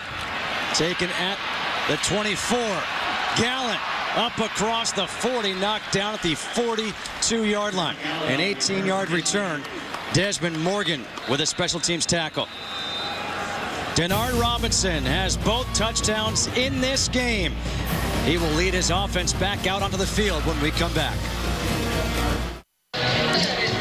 And now time for our Big Ten update, brought to you by Dr. Pepper 10. Looking around the Big Ten and some scores that could surprise you. How about that Purdue in overtime over Ohio State? An emotional game in Happy Valley. State College, Penn State losing to Nebraska. Michigan State won easily over Iowa. Tell you what, Wisconsin, we did their game last Saturday. They're a really good ball club, and they're next here for Illinois. Denard Robinson can't handle a snap. He has to fall on it. Back at the 31-yard line. Hey, you know what, now coming out of the locker room here, Michigan's got to get their focus on for their offense. They've got to match what the defense is doing for them, and this ball just goes right through Denard Robinson's hands. That's just one of those that you scratch your head and say, okay, look, you got to catch the ball. You got to execute the play. Michigan's last 14 plays, -7 yards. 2nd and 19, Robinson. Robinson getting to the outside. Denard Robinson Gets chased down by Pat Nixon-Yeoman. And Pat Nixon-Yeoman just saved a huge run. Yeah, and Nixon-Yeoman did a heck of a job of not horse collaring at the end of this play on the tackle. But this is the danger of going against Denard Robinson. He gets hidden behind the blockers, and you have to come off. Now, there's great effort there, but you've got to go through and you've got to find Robinson. But he is holding on here big time for dear life. And again, trying not to have that horse collar. 11-yard run for Robinson brings up 3rd down and 8. Robinson rolling out, looking to throw. Pressured, and it's almost intercepted. It was in the hands of Trulon Henry, and he's down on the ground because he knows he's got to make that play. And Trulon Henry is a former free safety, and he's sometimes. They talk about how he tries to make too many plays. This is one of the hardest catches he'll ever. Well, he didn't make it, but he knows it's his. He's thinking 6 and setting up the blockers. But we've seen now time and again that Al Borges is rolling the pocket with Denard Robinson and bringing pressure, heavy pressure. Will Hogrup on to punt. Ryan Langford is back. And this ball will be down at the 25-yard line for Illinois. A 31-yard point for Hogrup. Illinois trying to get something going offensively. They trail 14-0 here in the 3rd quarter.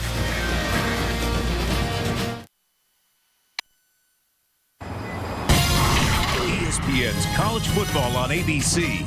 Brought to you by Pacific Life. For insurance, annuities, and investments, choose Pacific Life. The power to help you succeed. And the 2012 Ford F-150 with available EcoBoost. Visit Ford.com/Big Score to learn more. Back here in Champaign, Illinois. The Illinois offense has been non-existent. Look at these numbers. They have not had a play in Michigan territory. A total of 40 yards. Riley O'Toole is now in at quarterback for the Illini. Play action. His first pass complete. Eddie Valunas. Now, you know what? They're trying to figure out some way, Ron Zook is, to get his offense moving, and the true freshman O'Toole, maybe he comes in and sparks, makes a couple of throws, but at the end of the day, before that can happen, they've got to somehow keep Michigan's defensive line out of the backfield because they have been all over Bobby Petrino, the coordinator's offense. Ron Zook and Paul Petrino have both talked about this is a field thing with Riley O'Toole. O'Toole again dropping back to pass, pressured, and he throws incomplete. Speaking of pressure, Justin, I think that's an appropriate segue, and we just saw it there again. So I don't care who the quarterback is. Michigan's defense has been on them. They're very aggressive. They have basically shut down A.J. Jenkins and kept him from the big plays. And until if any semblance of balance can come into play here, the Illini have their hands full with the Michigan defensive front. 3rd and 3. Pass towards the sideline, incomplete, looking for A.J. Jenkins. Well, when you get to 3rd and 3, you've got to convert. And this Michigan defense coming into the day, they were only allowing 38% on conversions, which is good, but you've got to find a way. And that's just not acceptable. And it's pitch and catch, and it's lack of offense that is continuing to keep this Illini team out of the ballgame. Duvernois on to punt again with Gallen back at his own 25.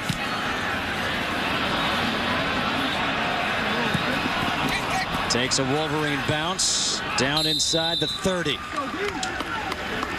Illinois has had 9 drives, 29 plays, 3.2 plays per drive. They trail 14-0.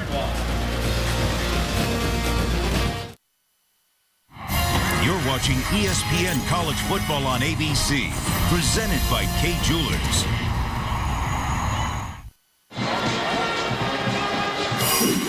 ABC Tuesday. Want laughs? Come early at 8/7 Central for an all-new Last Man Standing, the new Tuesday comedy hit nominated for the People's Choice Award for Best New Comedy. Tim Allen is Last Man Standing, all new Tuesday, 8/7 Central on ABC. And a new quarterback in here for Michigan. It is the sophomore Devin Gardner, as you see Denard Robinson there on the sideline.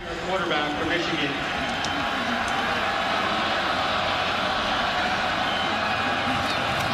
Gardner on first down, the handoff to Toussaint up the middle. And Toussaint with that pile keep moving up to the 38. Jonathan Brown there for the tackle.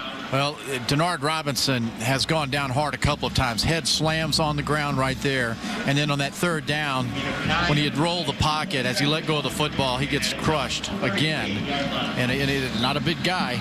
And he got up and was a little ginger going over to the sidelines. And so, you know, if you're the Illini defense, you tighten it up even more, expecting the run. Second down and 1 after that 9-yard pickup.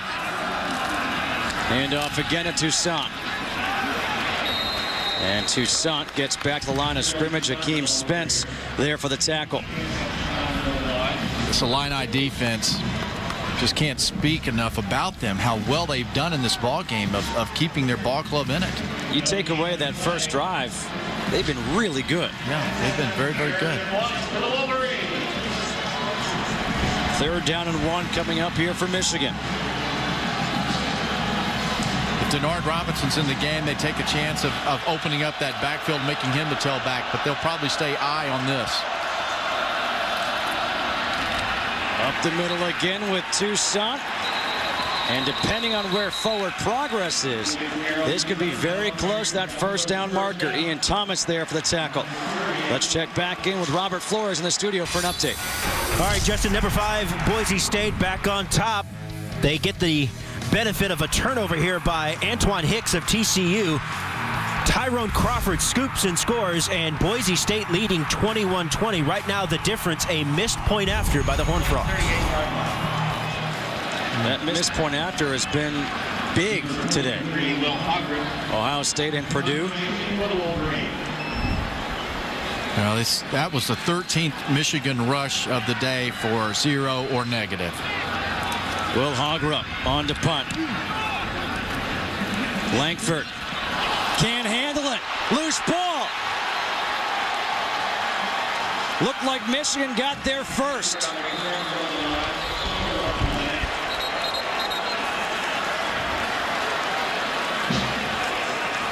I'll tell you what's important about this is not only the turnover, but this clock in the third quarter is winding down, and this was a chance for the Illini to come out with the wind at their back, and they've done nothing with the wind at their back. I know the wind's blowing hard, and it's tough on the punt return man to do something with it, but the wind sure seems like it's affected Illinois' special teams far more today than it has Michigan's. John McColgan makes the recovery. And once again, now great field position here for Michigan.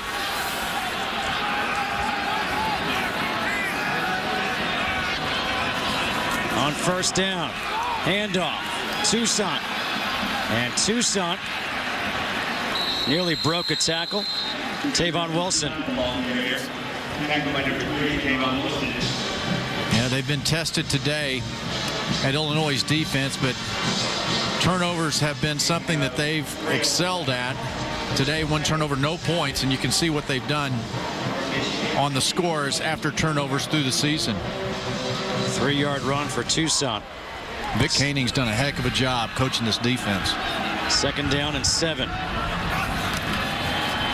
Gardner rolling. Throws high, was looking for Martavius Odoms. Devin Gardner, that sophomore quarterback and Under Armour All-American a couple years ago. You just have to, you know, and I'm sure Brady Hoke's thinking about it.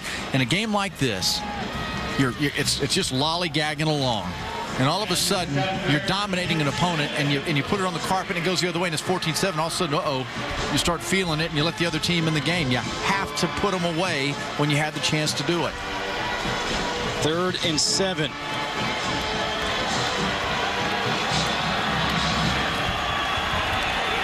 Gardner pressured, throws, finds his man, Junior Hemingway. First down. 20-yard completion to Hemingway. Devin Gardner's a big human being, 6'4", 205, and because of that, the defender wasn't able to bring him down on the outside for the sack. And this is a good job here, and that's Whitney Merciless, who missed the opportunity for that sack. Merciless, a big man as well. All right, here they are in the red zone again. You got to find a way to hit your inside receivers. You've got to do something that takes advantage of the middle of the field, where all of those bodies from that Illini defense are bunched up on the line. The toss to Vincent Smith, who tries to cut it back, now looking to go to the outside. And Smith gets back to the line of scrimmage, 2nd and goal from the 9. And you see the aggressive play of the Illinois defense, and they have to do that, and they've been doing it. But this is why I'm saying in Al Borges' offense, in the future, he's going to want to come in and have a tight end, a more traditional, prototypical quarterback who can go in here and can find and hit the slants when they're there. Gardner's pass too high to handle for Hemingway.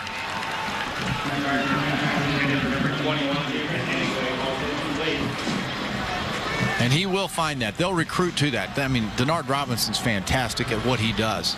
They actually have a lefty quarterback who's a junior in high school right now, out of the state of Michigan, who is a guy to watch out for. He is already verbal to Michigan, and he is that prototypical quarterback who can throw and throw it a mile. 3rd down and goal from the 9 here for the Wolverines. And now a timeout taken by Michigan. Their first timeout. First timeout used here in the 2nd half for the Wolverines.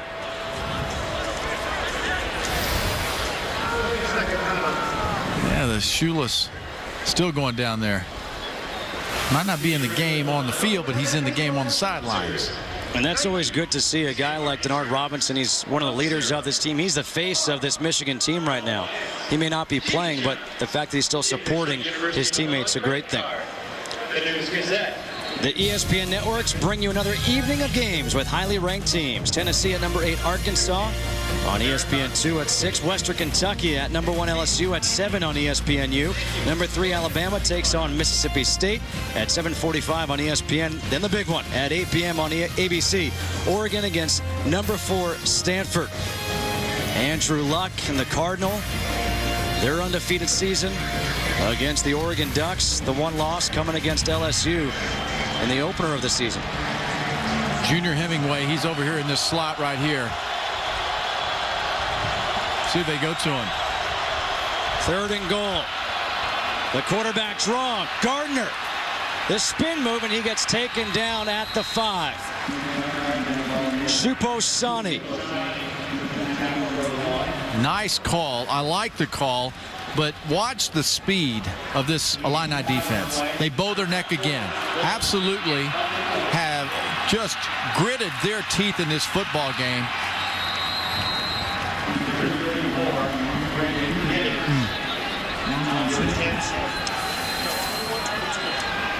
Brendan Gibbons on for a 21-yard field goal attempt. He missed from 38 earlier in the game.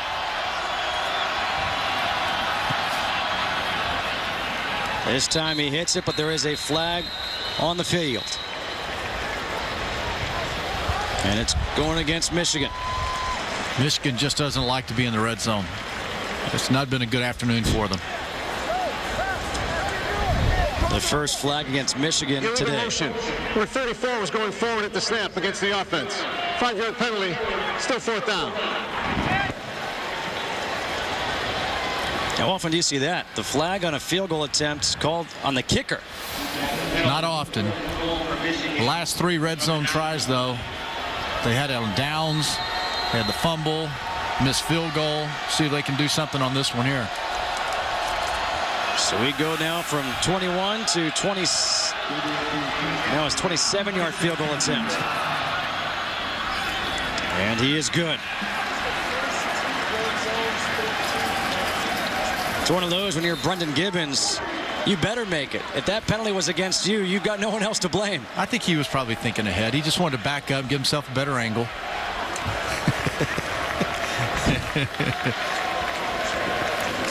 17-0 Michigan leading here over Illinois with 4:31 to go in the third quarter.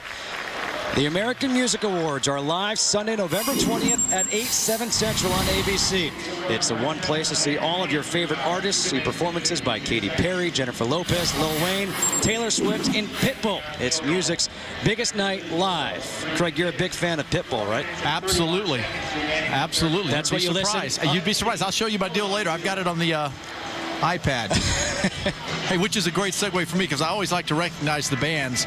And the Marching Illini Band, which was formed just shortly after the university opened in 1868, started out as a military band. And it's kind of moved through the years, and they did a great job at halftime today. 350 participants, includes musicians, flagmen, the Illinettes, which is a dance corps, drum majors, staff members. So I always enjoy watching the bands. They do a great job at halftime, and we don't recognize them often enough. Matt Weil kicking off. Taking it at the 11. Osei. And Osei gets up to the 25-yard line.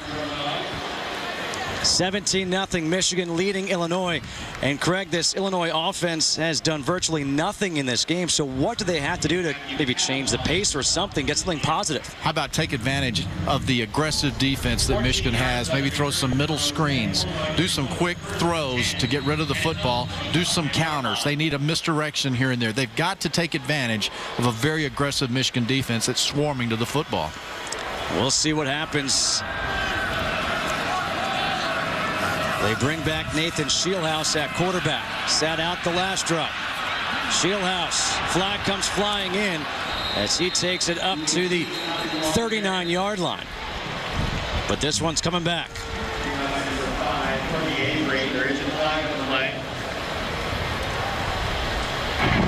Holding, offense, number 76.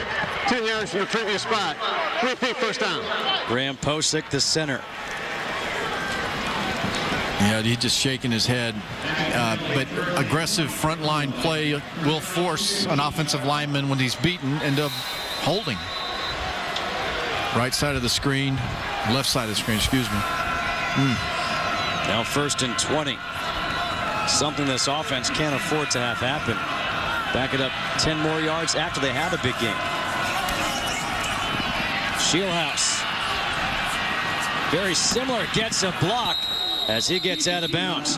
Good block by John Davis, freeing him up for a couple more yards. 8-yard run by Shieldhouse. Yeah, I like that. And I also like the fact that Shieldhouse is starting to move and run and has some success. That's going to put the pressure on those linebackers to come off of coverage and to defend against the quarterback run. 2nd down and 12.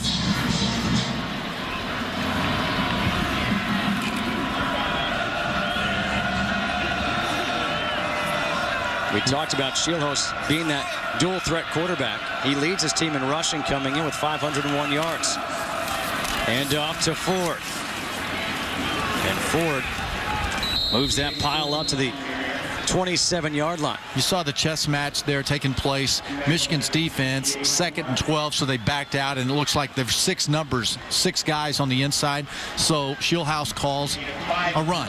And right before the snap, the timing of Greg Madison's defense, that NFL experience of working on timing snaps, brings one more guy into the box, and they stuff the run.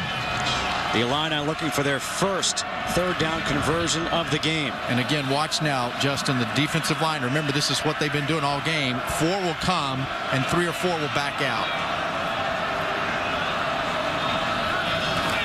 3rd and 7. Shieldhouse running up the middle. And Shieldhouse, depending on the spot, looks like very close to that 1st down. And it is a 1st down. Their first 3rd down conversion of the night. And you'll watch and you'll see the defensive line and linebackers that bail out of there. They are going back to defend the 1st down marker. But Shieldhouse just willed his way into that 1st down. Back Back to pass again. Shieldhouse taking the chance down the field. And it is incomplete, looking for Jenkins. J.T. Floyd on the coverage.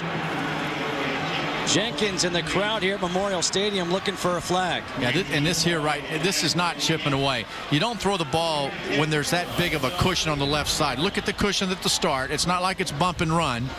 And they're playing plenty soft enough to defend the deep ball. And I think all night J.T. Floyd has done this. He's been back, and I know there's some arm work going by both defender and receiver. But, again, you've got a first down. Have success on first down. Pick up 4 or 5 yards. Get some rhythm going.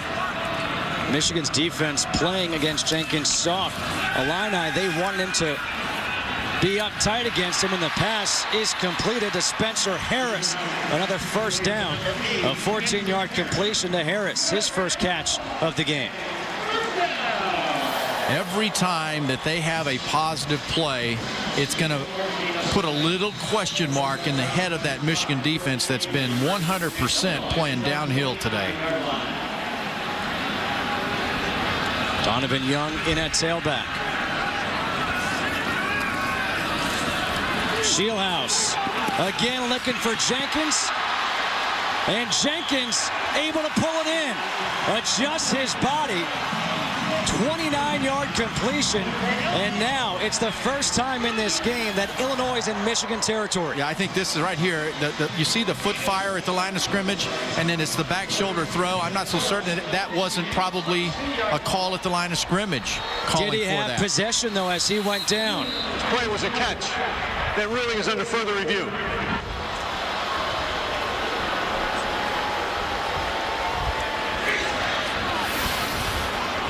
Well, there has to be indisputable video evidence to overturn it.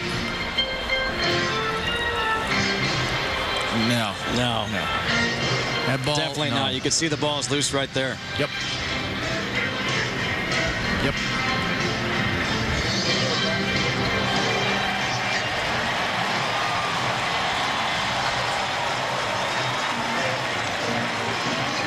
It was a 29-yard pass play. Well, they're going to have to throw the football because this Michigan defense, they allowed 73 rush yards against Minnesota, and today they are well underneath 0. They're in the negative territory here.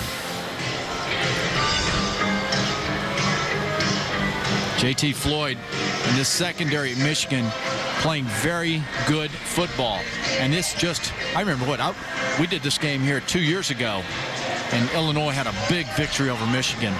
And in that ball game and in that era, and really even in Rich Rod's last year, it was a young, inexperienced secondary. Michigan's defense was not playing well.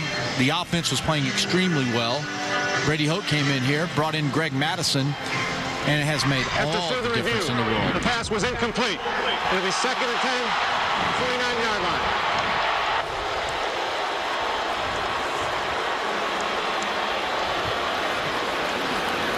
Well, that right there negates what appeared to be the first time that Illinois had crossed midfield.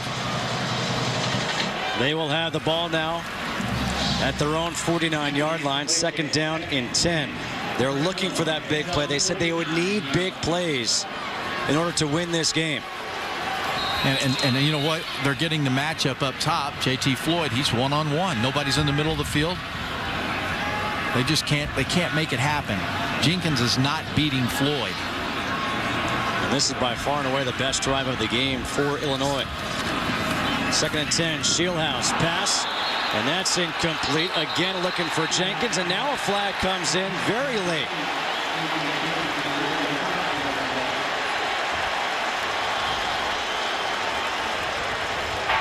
Pass interference.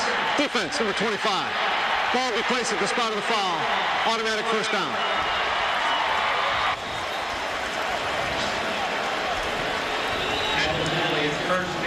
Yeah, I'm not sure where the ID was on this, but the ISO that we have, he did hit just before the ball got there. Just called the wrong number. That was a good call, though.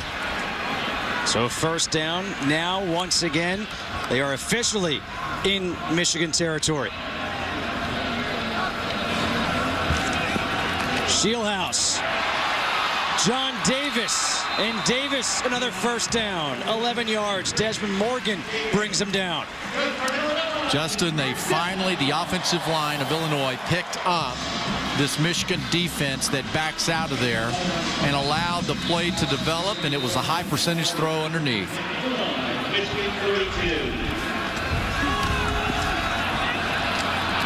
On the handoff, Jason Ford. Kenny Demmons with the tackle. I know they're trying to keep a little balance into this thing here, but it's all about the passing game in my book right now. They're gonna have to throw the ball to open up the run. 2nd and 10. Coming up on 1 minute to go here in the third quarter. 17-0. Michigan leading Illinois.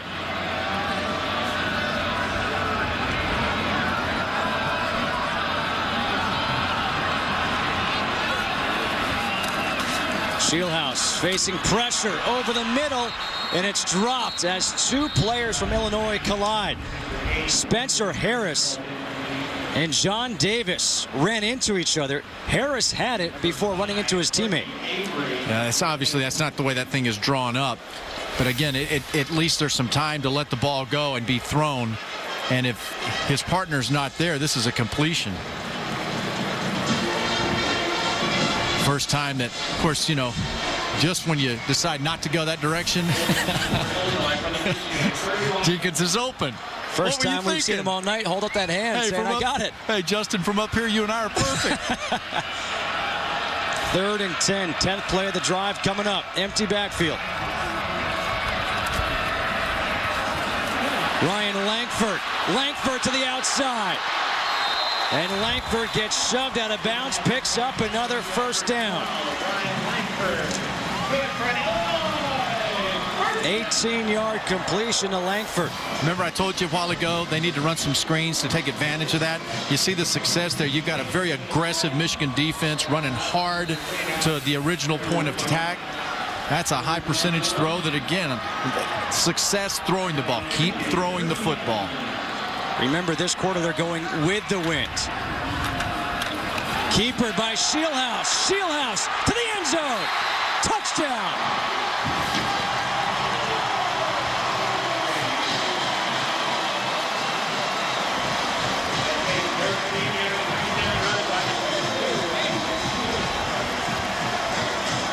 Yard touchdown run by Nathan Shieldhouse.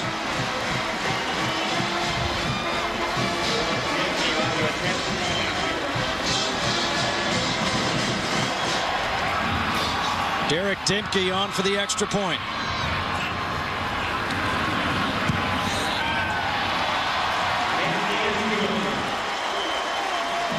After all those passing plays, finally the quarterback can use his legs. Use the pass to set up the run, and then Shieldhouse does a really nice job of selling the fake right in here. Watch as he holds the ball inside. You get the collapse, which allows him to get around to the outside. Eyes went to the ball. Linebacker Frank Clark, or defensive end Frank Clark, fell inside. No one on the outside. That's a nice job of Shieldhouse selling the inside handoff. How about that? 75 yards on that drive. The entire game prior to that, they had 47 total yards. But also remember this. Nathan Shieldhouse, he was pulled in the previous drive. They went with the freshman Riley O'Toole and then had it here respond with that touchdown scoring drive. Yeah, they needed to do that with that wind at their back to put a little wind in their football team. And finally, Michigan's defense shows some sort of being real, normal. Chink in the armor. Yeah. Pass to set up the run. Derek Dimke will kick off with a wind at his back. My friend John Saunders sent me a deal. You said I didn't know pit bull a while ago. John Saunders sent me a text that says, you don't know pit bull from sitting bull. You're full of bull. Saunders, my man. I know pit bull. So what do you say? It's not really on the iPad? Now that's disappointing.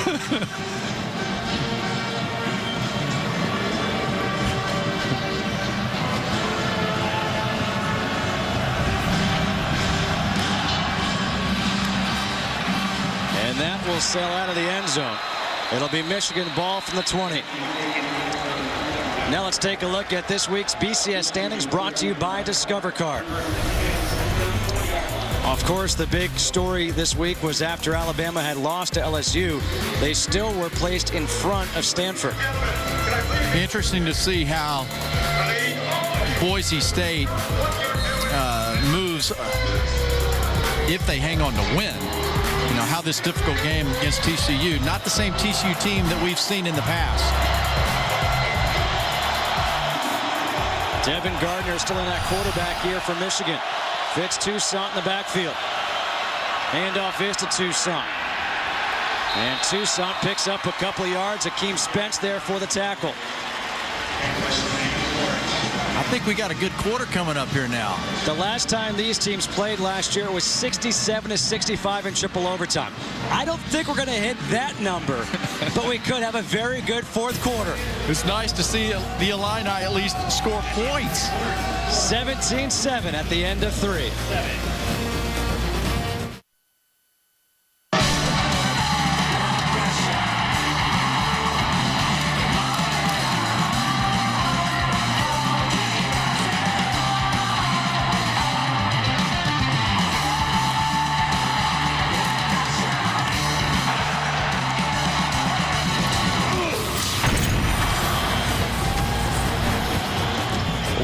To the fourth quarter. It is 17-7, Michigan leading Illinois.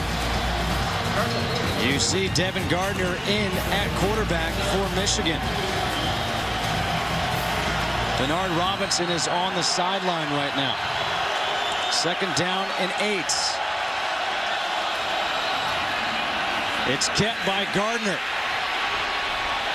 Flag on the play.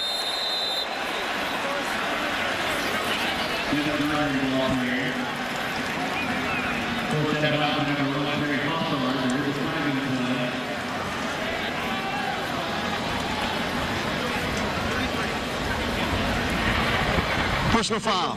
Chop block. Offense number 33. Half the distance from the previous spot. Repeat, second down.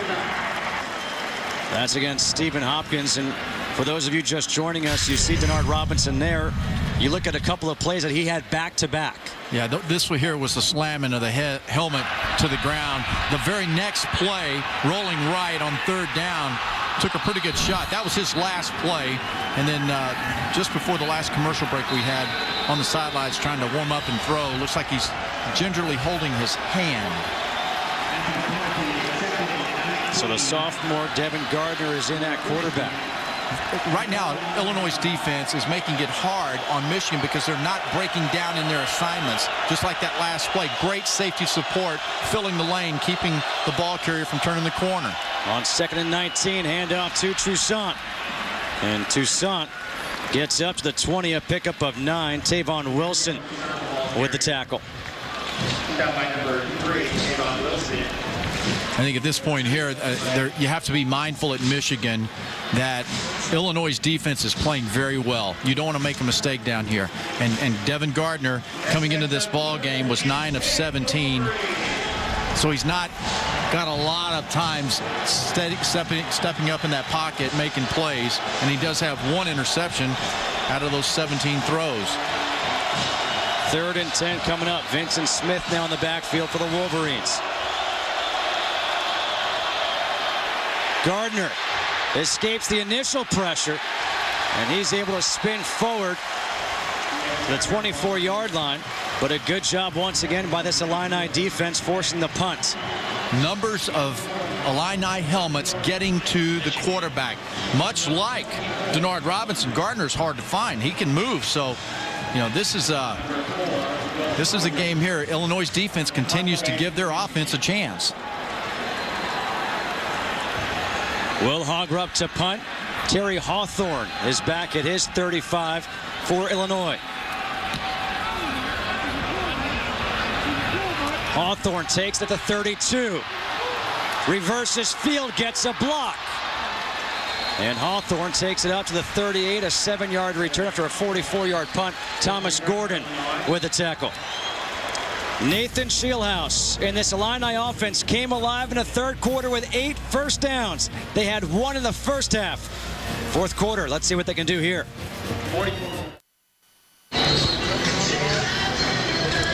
Illinois trails by 10, but Craig, the last drive, they finally got something going. Well, and remember, they had a holding call on first down. It was 1st and 20. They overcame that. It was 6 runs, 6 passes. It opened up Michigan's defense, and it was Shieldhouse with his legs and the great discipline on the play fake there. And so now it comes down to this. You know, can Shieldhouse and Jenkins get it done? Remember what the coaching staff told Shieldhouse. If we are going to win, you're going to have to outperform Denard Robinson.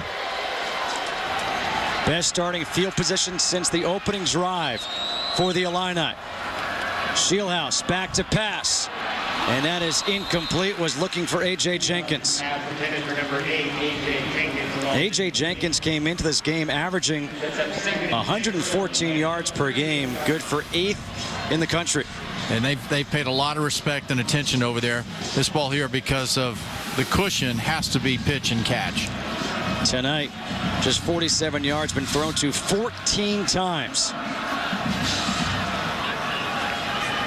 2nd and 10.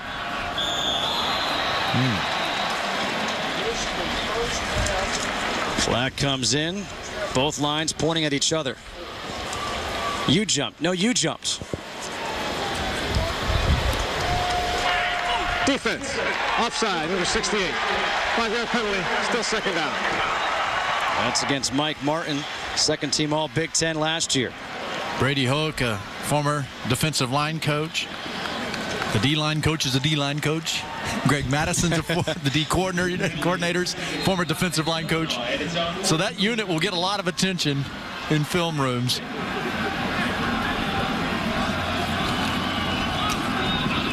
The handoff is to Jason Ford.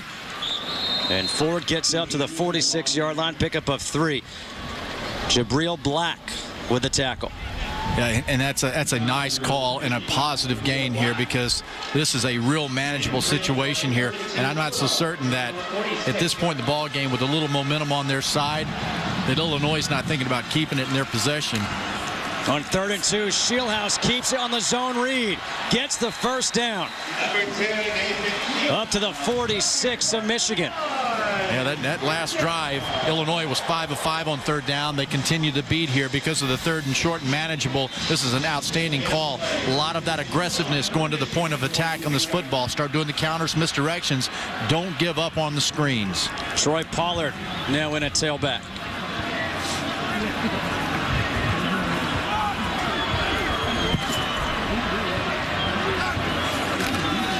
Handoff to Pollard. And Pollard picks up a couple yards up to the 44-yard line. Mike Martin there for the stop. Yeah, Greg Madison, he's been in the business a long time and knows how to read and see what offenses are doing. He understands that 3rd down conversion percentage. That's why it's so important for him on 1st down to have success. 2nd down and 8 here for Illinois. They were not in Michigan's territory the entire first half. They've been in the last 2 drives. Shieldhouse. This pass complete to John Davis. And Davis up to the 40-yard line. A pickup of 4. And I was going to say that he's also now, Greg Madison, having to defend Shieldhouse's legs. We've seen now back-to-back times where Shieldhouse has faked it to the ball carrier on the inside and run around the edge. 3rd and 4. Illinois trying to convert on 3rd down again.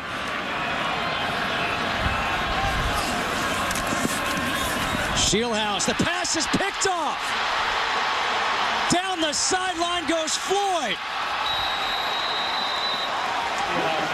42-yard return by J.T. Floyd. This is defending the line of scrimmage, what the next play will be for a 1st down, right? So J.T. Floyd is squatted over there on that line of scrimmage, and as soon as the ball comes out, he breaks on it, and J.T. Floyd has played one heck of a game.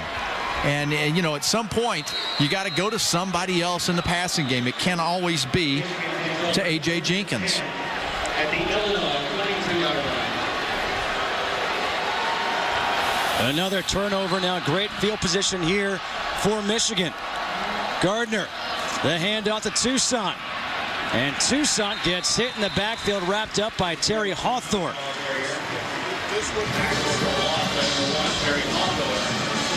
So Illini defense just won't give up, will they? They won't go home. A loss of 5 on the play. We talked about it earlier in the show. This Illini defense, after a turnover, they step up even more. 2nd and 15 coming up here for Michigan. The athleticism of Gardner's feet, I like that, versus him throwing the ball and giving Illinois a chance at a pick. They fake the toss. The pass is incomplete, looking for Junior Hemingway. 3rd and 15. You can see Illinois is almost daring Michigan and Gardner to throw the ball. Yeah, but the discipline and the containment of Illinois' defense, so impressive. And if their offense will look back, their team will look back and say, man, we could have, if they end up losing this ball game. Imagine if they'd had any kind of offense in the first half. 3rd and 15 from the 27-yard line of Illinois.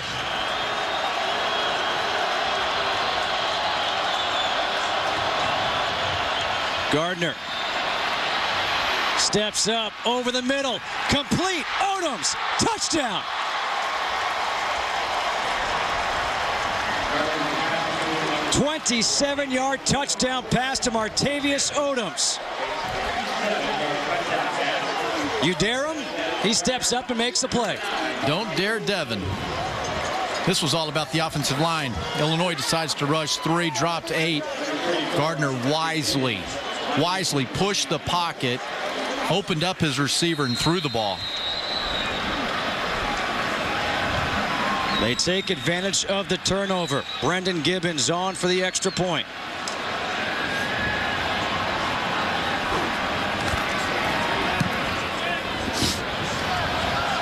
(24-7). I think this is how you avoid getting down in the red zone and stumbling. Score outside of the red zone. Big play. Michigan answers, takes advantage of a turnover. Up now 24-7.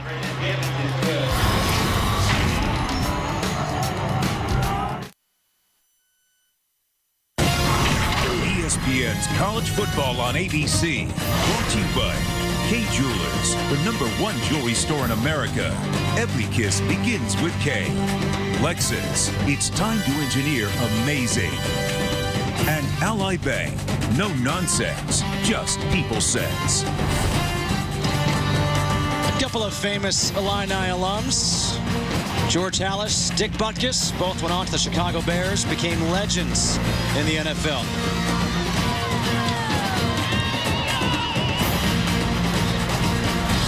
Michigan, ranked number 24 in the nation, leading Illinois with 9:58 to go, 24-7.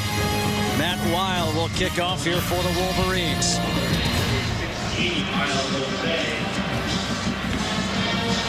Troy Pollard and Miles Osei back deep.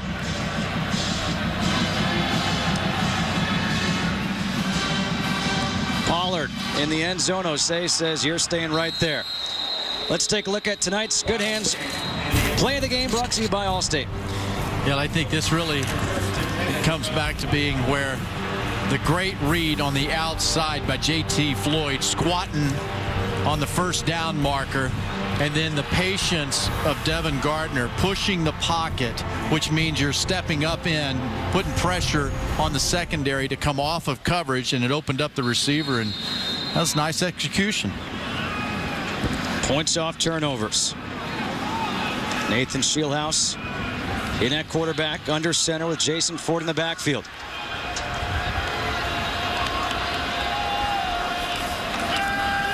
Play action, Shieldhouse. Shieldhouse now going to run with it. And Shieldhouse brings it up to the 29-yard line. A 9-yard run. Ryan Van Bergen with the tackle. So there's a lot of pressure on Ron Zook and this football team after starting 6-0 with such high expectations. I drank the Kool-Aid. with my AP vote. I put them in the top 25. Then they lost 3 weeks in a row, 8 turnovers in that span of losses. And they've showed up again here tonight with an opportunity at home, really hopeful of getting back on track, and they haven't done it. 2nd down and 1. Shieldhouse gets rid of it to Jenkins, and Jenkins has the 1st down across the 40 up to the 41-yard line. You look at what these teams have been through this year. They were both 6-0 on October 9th. And Michigan's football team, I think I'm very impressed with the way they performed under a first-year coach. Shieldhouse on the keeper. Up to the 44, picks up 3. Kenny Demmons with a tackle. And which this win, if they hang on, would certainly allow them to have a shot at their goal. They want to win 10 football games. Brady Hoke in his first year done a great job with his team. Defensively, such a difference from last year to this year. Unbelievable, isn't it? Oh, night and day. 2nd down and 7. Shieldhouse to his running back Troy Pollard out of the backfield, just shy of midfield. JT Floyd there on the tackle, a 6-yard completion. But you know, when you talk about Greg Madison and what he's done for this defense and how he has them lined up, we did the Gator Bowl last season, and Mississippi State just pummeled Michigan and made them look horrible. And they weren't lined up properly. Now at least this football team, they're getting, Madison has them lining up right, having confidence at the snap to go play aggressive. On 3rd and 1, the handoff to Ford, trying to get that second effort. And looking at the spot, he's going to be just shy of that 1st down. So it's going to be coming up 4th and inches or so. As Will Campbell made the stop, and you have to go for it now. Yeah, you're going for it here. And how about this Michigan defensive line? Will Heininger and Mike Martin, we know they play well. Craig Rowe, Ryan Van Bergen. And they have showed up today, and they've been playing. Nathan Brink's in there now. It's Ford again, and this time he gets that push up and gets the 1st down. Number 21, Jason Ford, rushes for Illinois. 1st down.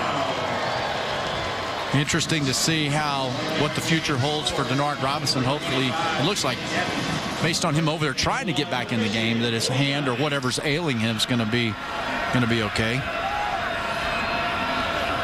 In his absence, Devin Gardner stepped up through that touchdown pass in the last drive.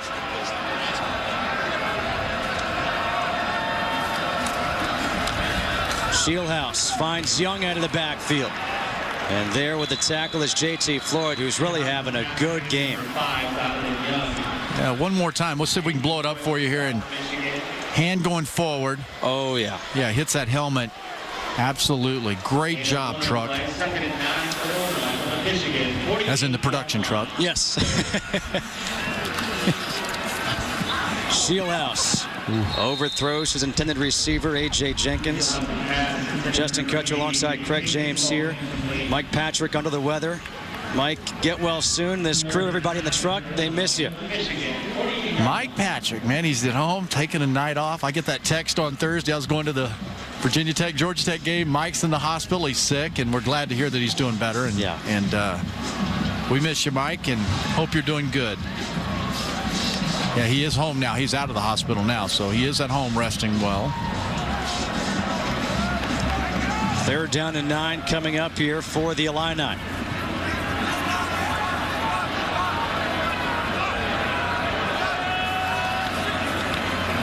Shieldhouse gets a nice block.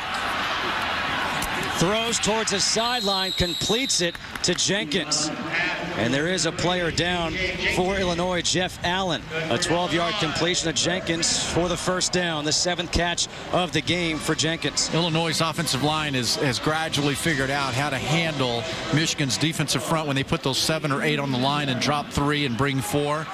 And they've done a nice job of making the adjustment here in the second half.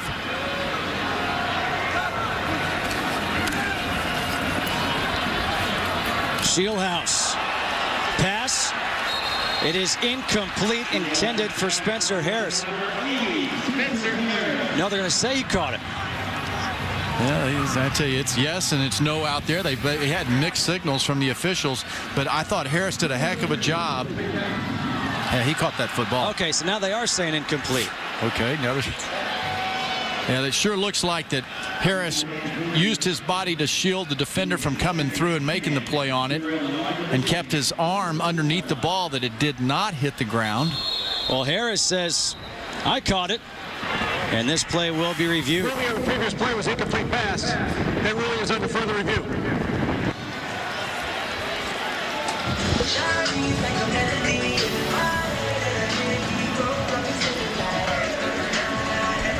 Yeah, it looks like it has to be indisputable video evidence to overturn it. And there's another shot from behind. This might be it, where you can see the arm going underneath. Yeah, I never see that ball come free.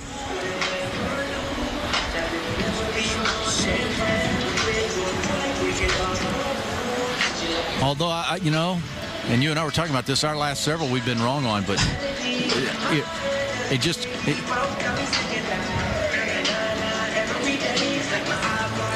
Oh, that's a nice job. That gives them a clear shot, and there's flesh underneath that football. That's a catch. So you're saying it's a catch? I'm saying it's a catch.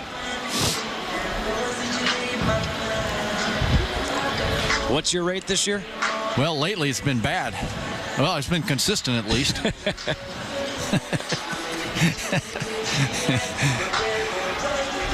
They're getting the right shots and the pictures to make a decision. This Illinois offensive line, they really struggled early on in the passing game.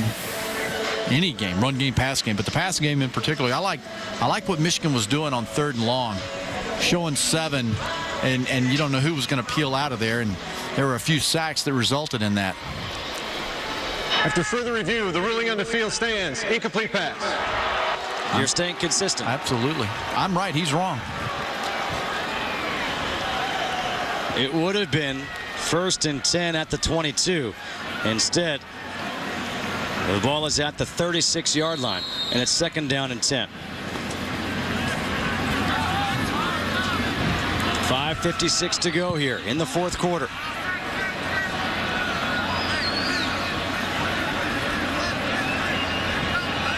See how they line up on 2nd, 3rd and long and bail out. Shieldhouse on the run, throws back across the field, and that is incomplete. Once again was looking for A.J. Jenkins. Very dangerous pass, obviously, throwing back across. You can understand why J.T. Floyd cramping up there. He's played a well of a ball game defending against A.J. Jenkins.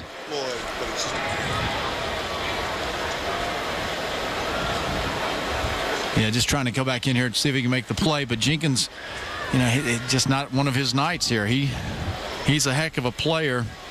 Normally would come up and make plays like that.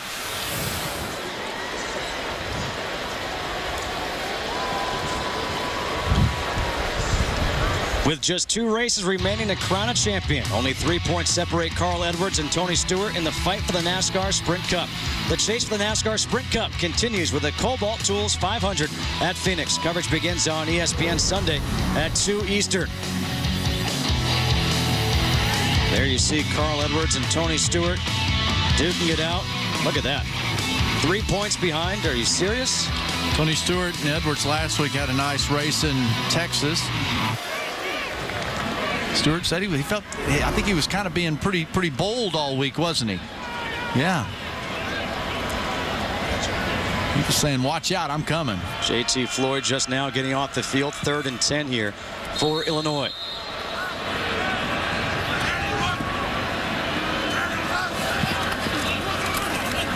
Shieldhouse, that pocket collapsing on him. Back at the 50, gets taken down all the way back at the 48-yard line, a loss of 16. Ryan Van Bergen and Mike Martin combined for the sack.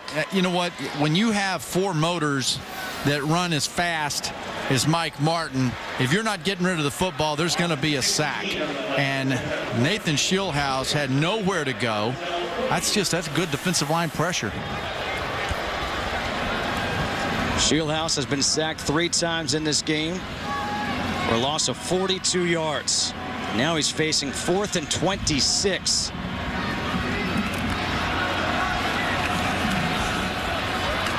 Shieldhouse stepping up. The pass is complete to A.J. Jenkins. To number 8, A.J.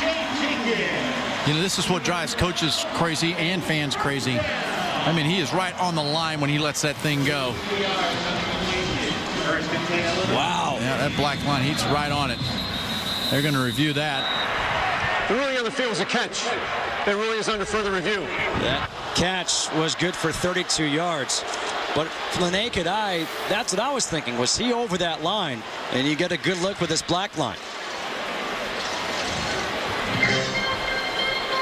Yeah, it's, you know, is the ball still in his hand when he crosses that line? Good. He's okay. He's okay. I'm not even going to try to make a call on it. I don't think there's indisputable video evidence to overturn that one. Further review. The ruling on the field is confirmed. Catch. Great awareness by Shieldhouse. And he found his main target, Jenkins. Yeah, I don't so they think convert on 4th and 26. Yeah, that was a good job. I don't think the whole body was past that black line there, and a nice throw. But that's the kind of frustrating thing that you watch, and you see a throw like that and a catch like that, and you're like, man. Jenkins back over 100 yards receiving. 20 of 32 pass attempts towards Jenkins. Shieldhouse underneath. Finds John Davis. Got to have some tempo here. Get to the line of scrimmage, snap the ball. Got to go quick with the score and onside. 5-yard completion, 2nd down and 5.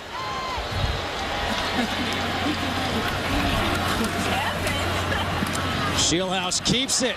Shieldhouse picks up the 1st down at the 4-yard line, sets up 1st and goal. Get to the line of scrimmage while they're moving the chains.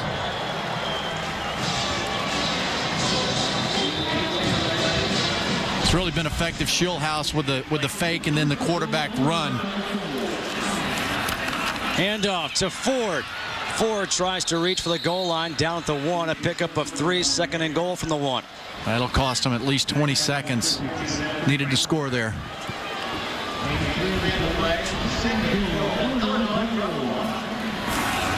Shieldhouse trying to sneak it in. And the whistle is finally blown. And it will be 3rd and goal coming up. Yeah, they're going to bring the big package in. Short yardage goal line.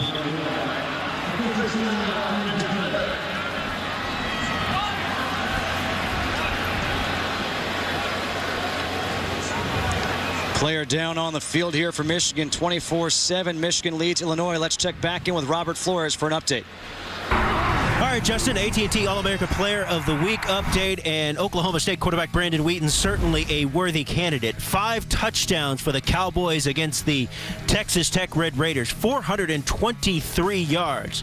To take part, you can text VOTE to 55862. Oklahoma State will take on Iowa State Friday on ESPN. Then after a week off, it's Oklahoma in the game they call Bedlam. Craig, where do you have Brandon Wheaton as a Heisman finalist? Well, I have right now at the top of the chart Andrew Luck. At number 2, I've got Trent Richardson. And then at number 3, there are a whole lot of different folks who are in there. He's in that consideration for a bunch of the 3-hole. I don't have anyone on deck yet. So you're saying it's a 2-horse race right now. Ryan Van Bergen getting up, that's a good sign. And we talk about Andrew Luck. Andrew Luck is in action tonight at 8 o'clock Eastern time as the Oregon Ducks take on his Stanford Cardinal. And that's the biggest game of the year for Stanford, maybe the biggest game of the career for Andrew Luck. It won't impact him. Cool, composed, he'll perform. 3rd and goal. Ford gets into the end zone for the touchdown. Jason Ford from the 1-yard line. Yeah, this was a nice job here of Illinois' offensive line, not allowing penetration where the hole was supposed to be. Illinois feeling good about themselves. I mean, this is an offense. In first half, they were non-existent. Derek Dimke on for the extra point is good. 18 plays, 80 yards, 6 minutes and 46 seconds off the clock. That's the one negative from that drive for the Illini. They now trail by 10 with 3:12 to go. Let's take a look at our Pacific Life game summary here between Michigan and Illinois. The 2 quarterbacks for Michigan, Denard Robinson, Devin Gardner. Robinson started this game, 2 touchdowns on the ground. Yeah, he did. They started out really strong, and it gave the defense some confidence to play extremely hard. Later in the ball game, Denard Robinson's hand hits the helmet. He's out. Devin Gardner comes in, and just when the Illini had a little bit of momentum, Gardner hits him with a touchdown pass to basically put the game almost out of reach. 3:12 to go. Derek Dimke on the kickoff. And the onside kick. A flag comes out. And it's recovered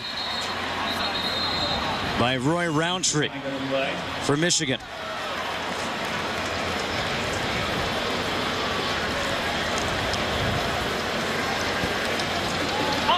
Offside. Kicking team, number 26. 5 yards to be added to the end of the kick. 1st and 10, Michigan.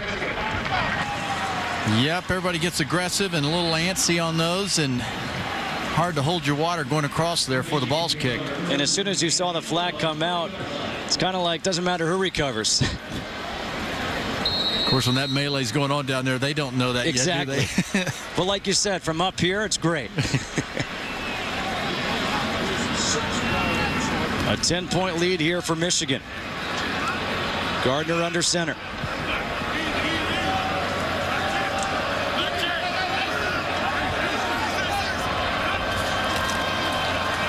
Toussaint up the middle. And Toussaint has the first down. Up to the 27-yard line, picks up 13 on that carry. And Craig, let's talk about Fitz Toussaint, because we said they want a featured back. They want a guy to carry 20, 25 times. And we came in talking about Denard Robinson and what he can do as a running quarterback. But Toussaint's been the story for the rushing game. Yeah, he has been from the very get-go of this ball game. But they've got to transfer that into the red zone. I mean, for Michigan, that's what it's all about right now. They're really solid on defense, and Brady Hoke and Al Borges, the offensive coordinator, they'll go to work trying to find a way to integrate both Toussaint and Robinson's ability down in the red zone. Toussaint again, flag on the play. He cuts it back. Toussaint to the end zone. Touchdown. 27 yards, but let's see what this flag is for.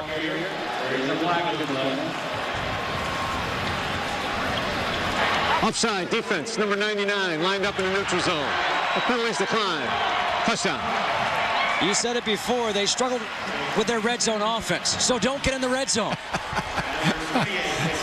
Just an observation, Justin. Sometimes you can't see the forest because of the trees. Just don't get in there. 27-yard touchdown run for Toussaint. He's got 192 yards on 27 carries. Career highs in both categories. Yeah, but this Illini defense played really good today. Brendan Gibbons for the extra point. 31-14. Well, I tell you what, let's show a little stop and start action here. Tucson, he's almost to 200 yards, but he's not tired. And that's stopping and starting on a dime. We used to call that leave your jock on the playground there. Somebody lost one.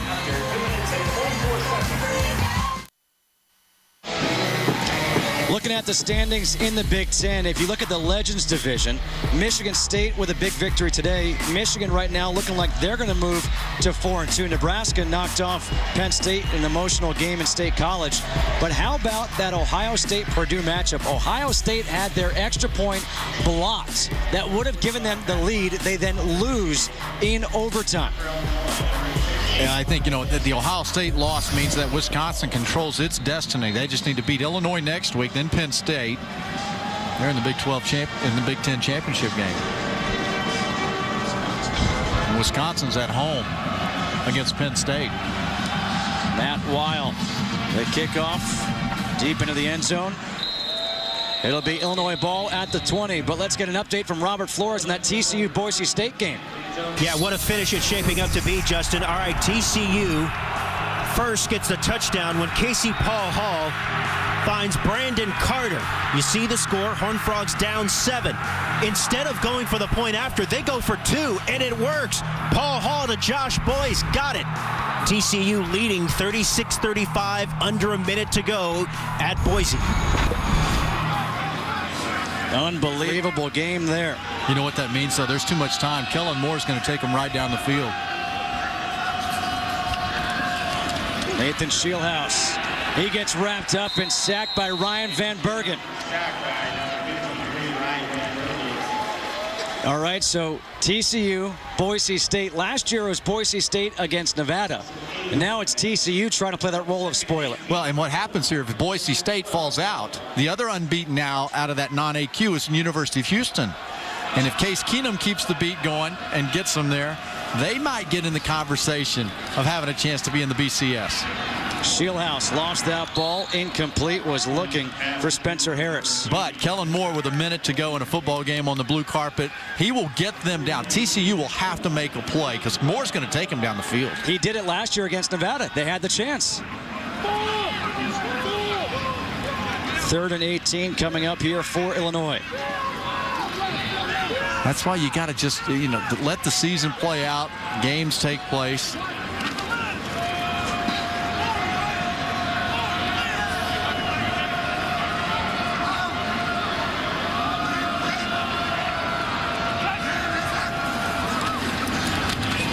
Shieldhouse scrambling, and he gets hit. Courtney Avery steps up, makes the play. And you know what? Michigan's defense each week builds on the confidence they had from the previous week. Tonight, 5 sacks. This football team came in with 17 sacks, and they took advantage. I think they smelled an opportunity because in the 3-game skid, Illinois had given up 8 sacks. So they went full tilt and got to the quarterback. Ooh, nice punt. Big punt. Duvernois all the way down to the 35-yard line. A 52-yard punt that's into the wind. Now this Michigan team, you think about what they've done since 2008. They get off to good starts, but it's how they finish. And that's what I think some of the Wolverines fans were wondering about right now. Getting off to a 6-0 start, how would they finish? That's why this game was so important. Yeah, and I think they've answered that. This is a different Michigan football team. Brady Hoke, Greg Madison, Al Borges, this coaching staff, they have a football team who believes in themselves. And they're disappointed they didn't beat Iowa. And so, yeah, there's a lot of confidence for Michigan and a heck of a job by Brady Hoke. Devin Gardner can take a knee. Michigan lost last week at Iowa, 24-16. They lost to Michigan State, 28-14. On the road, they're able to beat Northwestern, despite only having 179 yards on the ground, 42-24. But today it was important to establish that run game, and they established it early with Fitz Tucson. Yeah, Ron Zook's got his work cut out for him coming up this week to get his Illini back on their feet. But I would say this, and I think we agree on this, the Illini defense played a very good game today, and they allowed their team to stay in it as long as they did. With the victory, Michigan will move to 8-2 on the season, 4-2 in Big Ten play. Illinois falls to 6-4, 2-4 in Big Ten play. And those 4 losses have come in succession for Illinois. Justin, enjoyed working with you, man. It was a lot of fun. Yeah. Thank you so much. Come back and see us again. Anytime. My pleasure. And thank you to everybody for the hospitality. It's a lot of fun. Michigan defeats Illinois 31-14. Tune in tonight for Saturday Night Football, presented by Southwest Airlines on ABC at 8 Eastern. The big matchup, number 7 Oregon at number 4 Stanford. Denard Robinson got this team off to a good start with 2 rushing touchdowns. His defense came up huge. And then his backup, Gardner, iced it. For Craig James and our entire crew, I am Justin Kutcher saying so long from Champaign, Illinois.